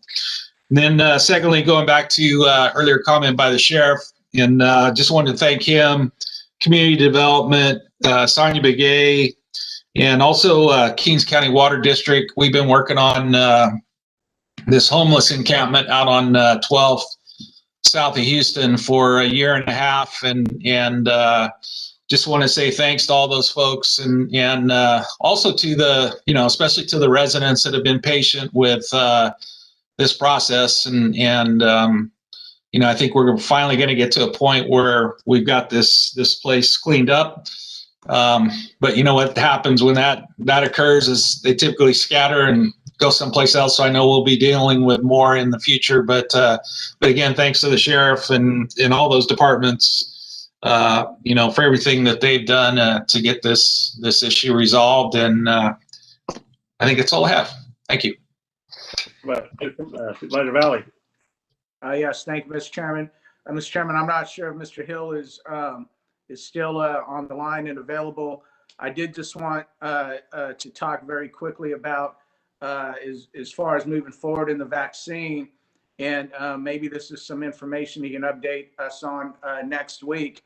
But yesterday on one of the calls we were on, it was disappointing to hear reports of certain groups of people who are already saying that they're not going to take the vaccine, and that being reported to us yesterday. Not saying that we can force anyone to take the vaccine.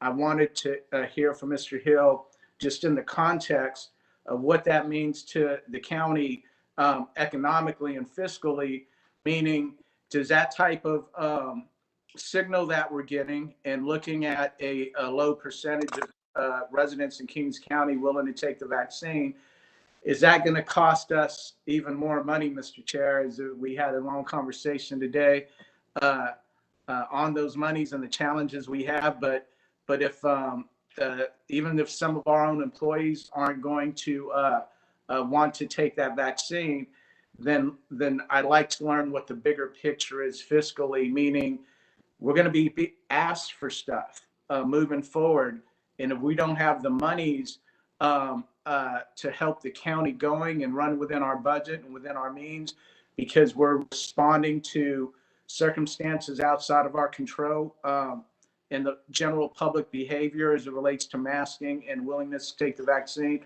if in fact that's going to hit us in our pocketbook, Mr. Chair. So he doesn't have to answer that now, but I would like to learn a little bit more in his insight from that perspective as well. And then lastly, Mr. Chair, we know there's going to be challenges with the vaccine, right? Mr. Hill has already said some of what we're getting, the challenges with asking people to test, especially amongst populations that are hard to reach. Whatever barriers there were to getting people to test, we can expect that same type of stuff on the rollout of the vaccine, and that could be costly as well. And so, Mr. Chairman, when the time is right, I would be willing, and maybe you could join me. Maybe we should, or any county leaders that on their own would like to send the signal on this vaccination. Let's do something publicly. I'd be willing to take the vaccine tomorrow and broadcast that off my social media live, getting the shot, to send out a signal, especially to Latinos and Hispanics, that I'm willing to take it. I'm not saying I'm anybody, but I do have a following, and we're asking other people to do the same type. But as a leader, I would be willing to do that, Mr. Chair. Maybe we and you can mask up side by side and get a couple other folks to join us and get that vaccine and broadcast it, see if we can make a difference. Thank you, Mr. Chairman. Okay, thank you. I believe Supervisor Fagundes has left the building, so we'll go ahead to Supervisor Neves. Mr. Chair, one of the webinars attended this past week, Recyclist software program. This will help the Kings Waste and Recycling in their compliance with the ever-growing reports demanded by the state. Recycling efforts have dropped statewide to all-time lows of about 37%.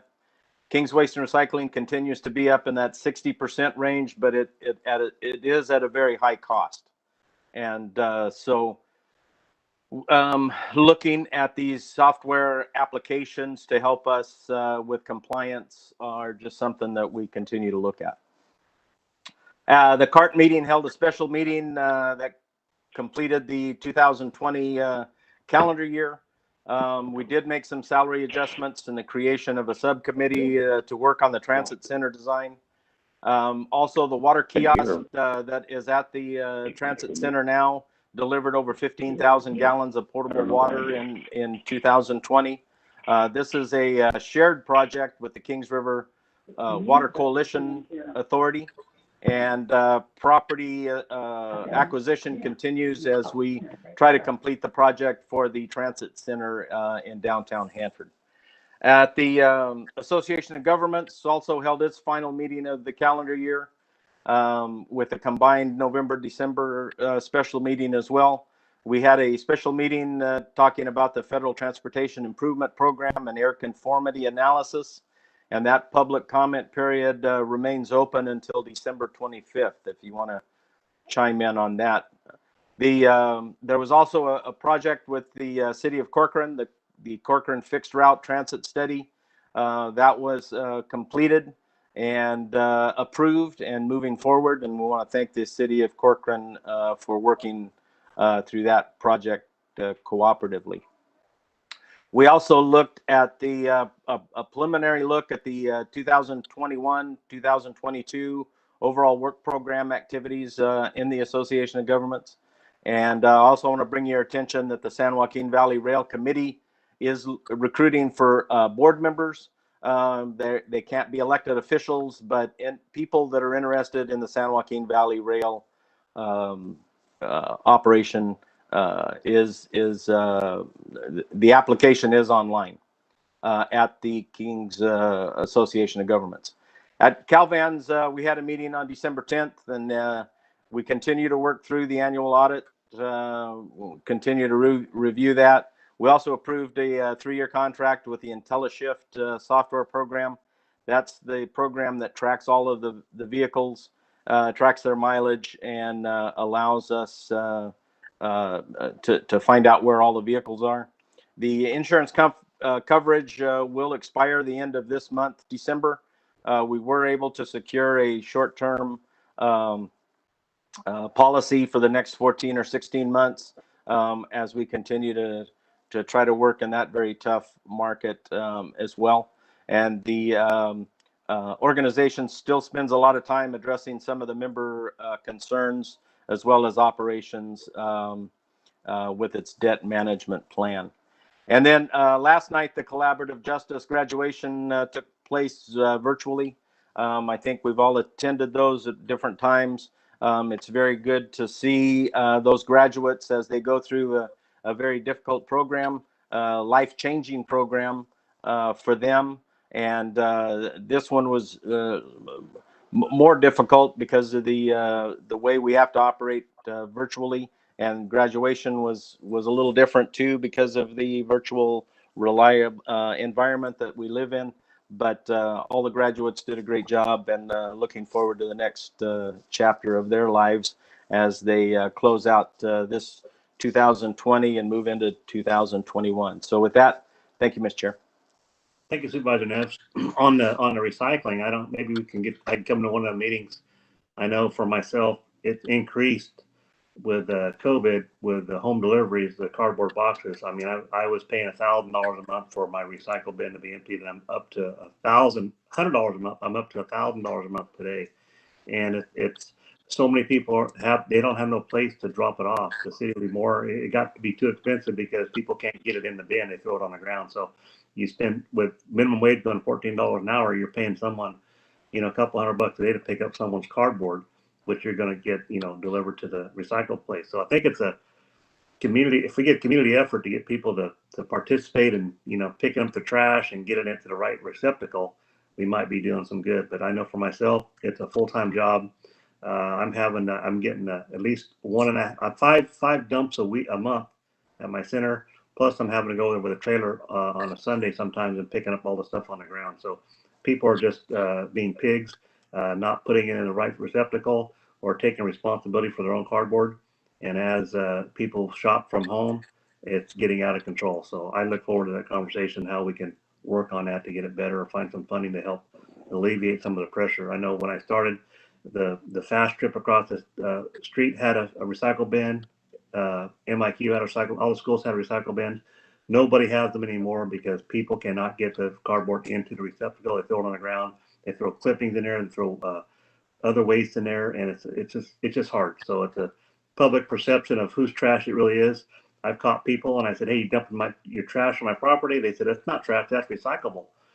I'm like, "Well, if it's not mine and you're dumping it on my property, it's trash," and they don't get it. So it's very frustrating. I appreciate that.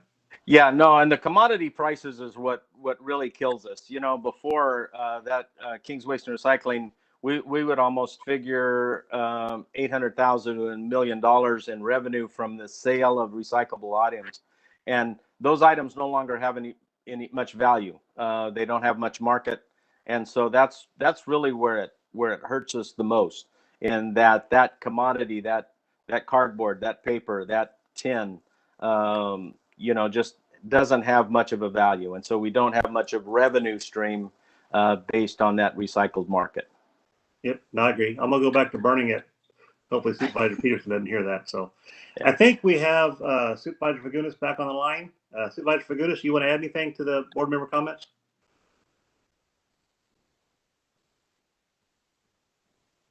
I don't think so. He's not muted and he's not on. So we'll just take that as a no.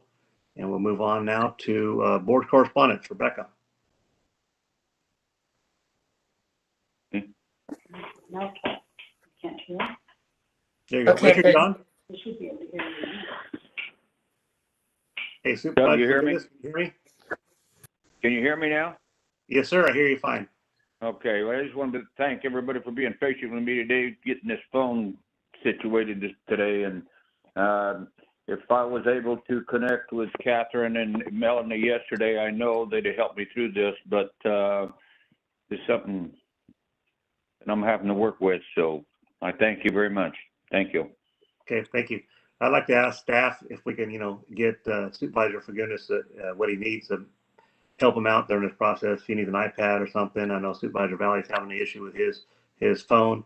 I know I have my iPad. I'm using it, and it's pretty simple, and it's easy to buttons are easy to handle. So if we have extra funding to help some of our board members to get them to make this easier, I appreciate that. So with that, we'll go ahead and we'll go to board correspondence. Rebecca, you there? Yes, I am. Can you hear me okay? Yes, ma'am. Okay, there's a couple of items in correspondence. We did receive a note from Mr. Gilbert Felix regarding Congressman TJ Cox that his office in DC will be officially closed on December 18th. Also, Congressman Valadez will be back on January 3rd when the new members are scheduled to be sworn in. From the Department of Fish and Game, there was a notice of proposal for a 90-day extension of emergency action. There's no upcoming meetings or events. And then we have one more regular board item, board meeting for next week, December 22nd. At that board meeting, we have scheduled a number of items, the master fee schedule public hearing, also an impact fee, 5-year report will come before your board, reappointments to multiple boards for your board members. The SB 81 Round 2 Juvenile Center Remodel Project advertising will come before the board. Also, the appointment of the Public Works Director will be in open session. Resolution for a long-term water supply contract with the Department of Water Resources regarding water management tools will be before the board. Also from administration, minors advocacy, the federally funded dependency representation program application. From behavioral health, a number of items, the No Place Like Home Round 3 Notice of Funding Availability application, an agreement with Espernet for wraparound full service partnership, also and a service agreement with Source LGBT Plus Center, Inc. for LGBT plus training and support group services.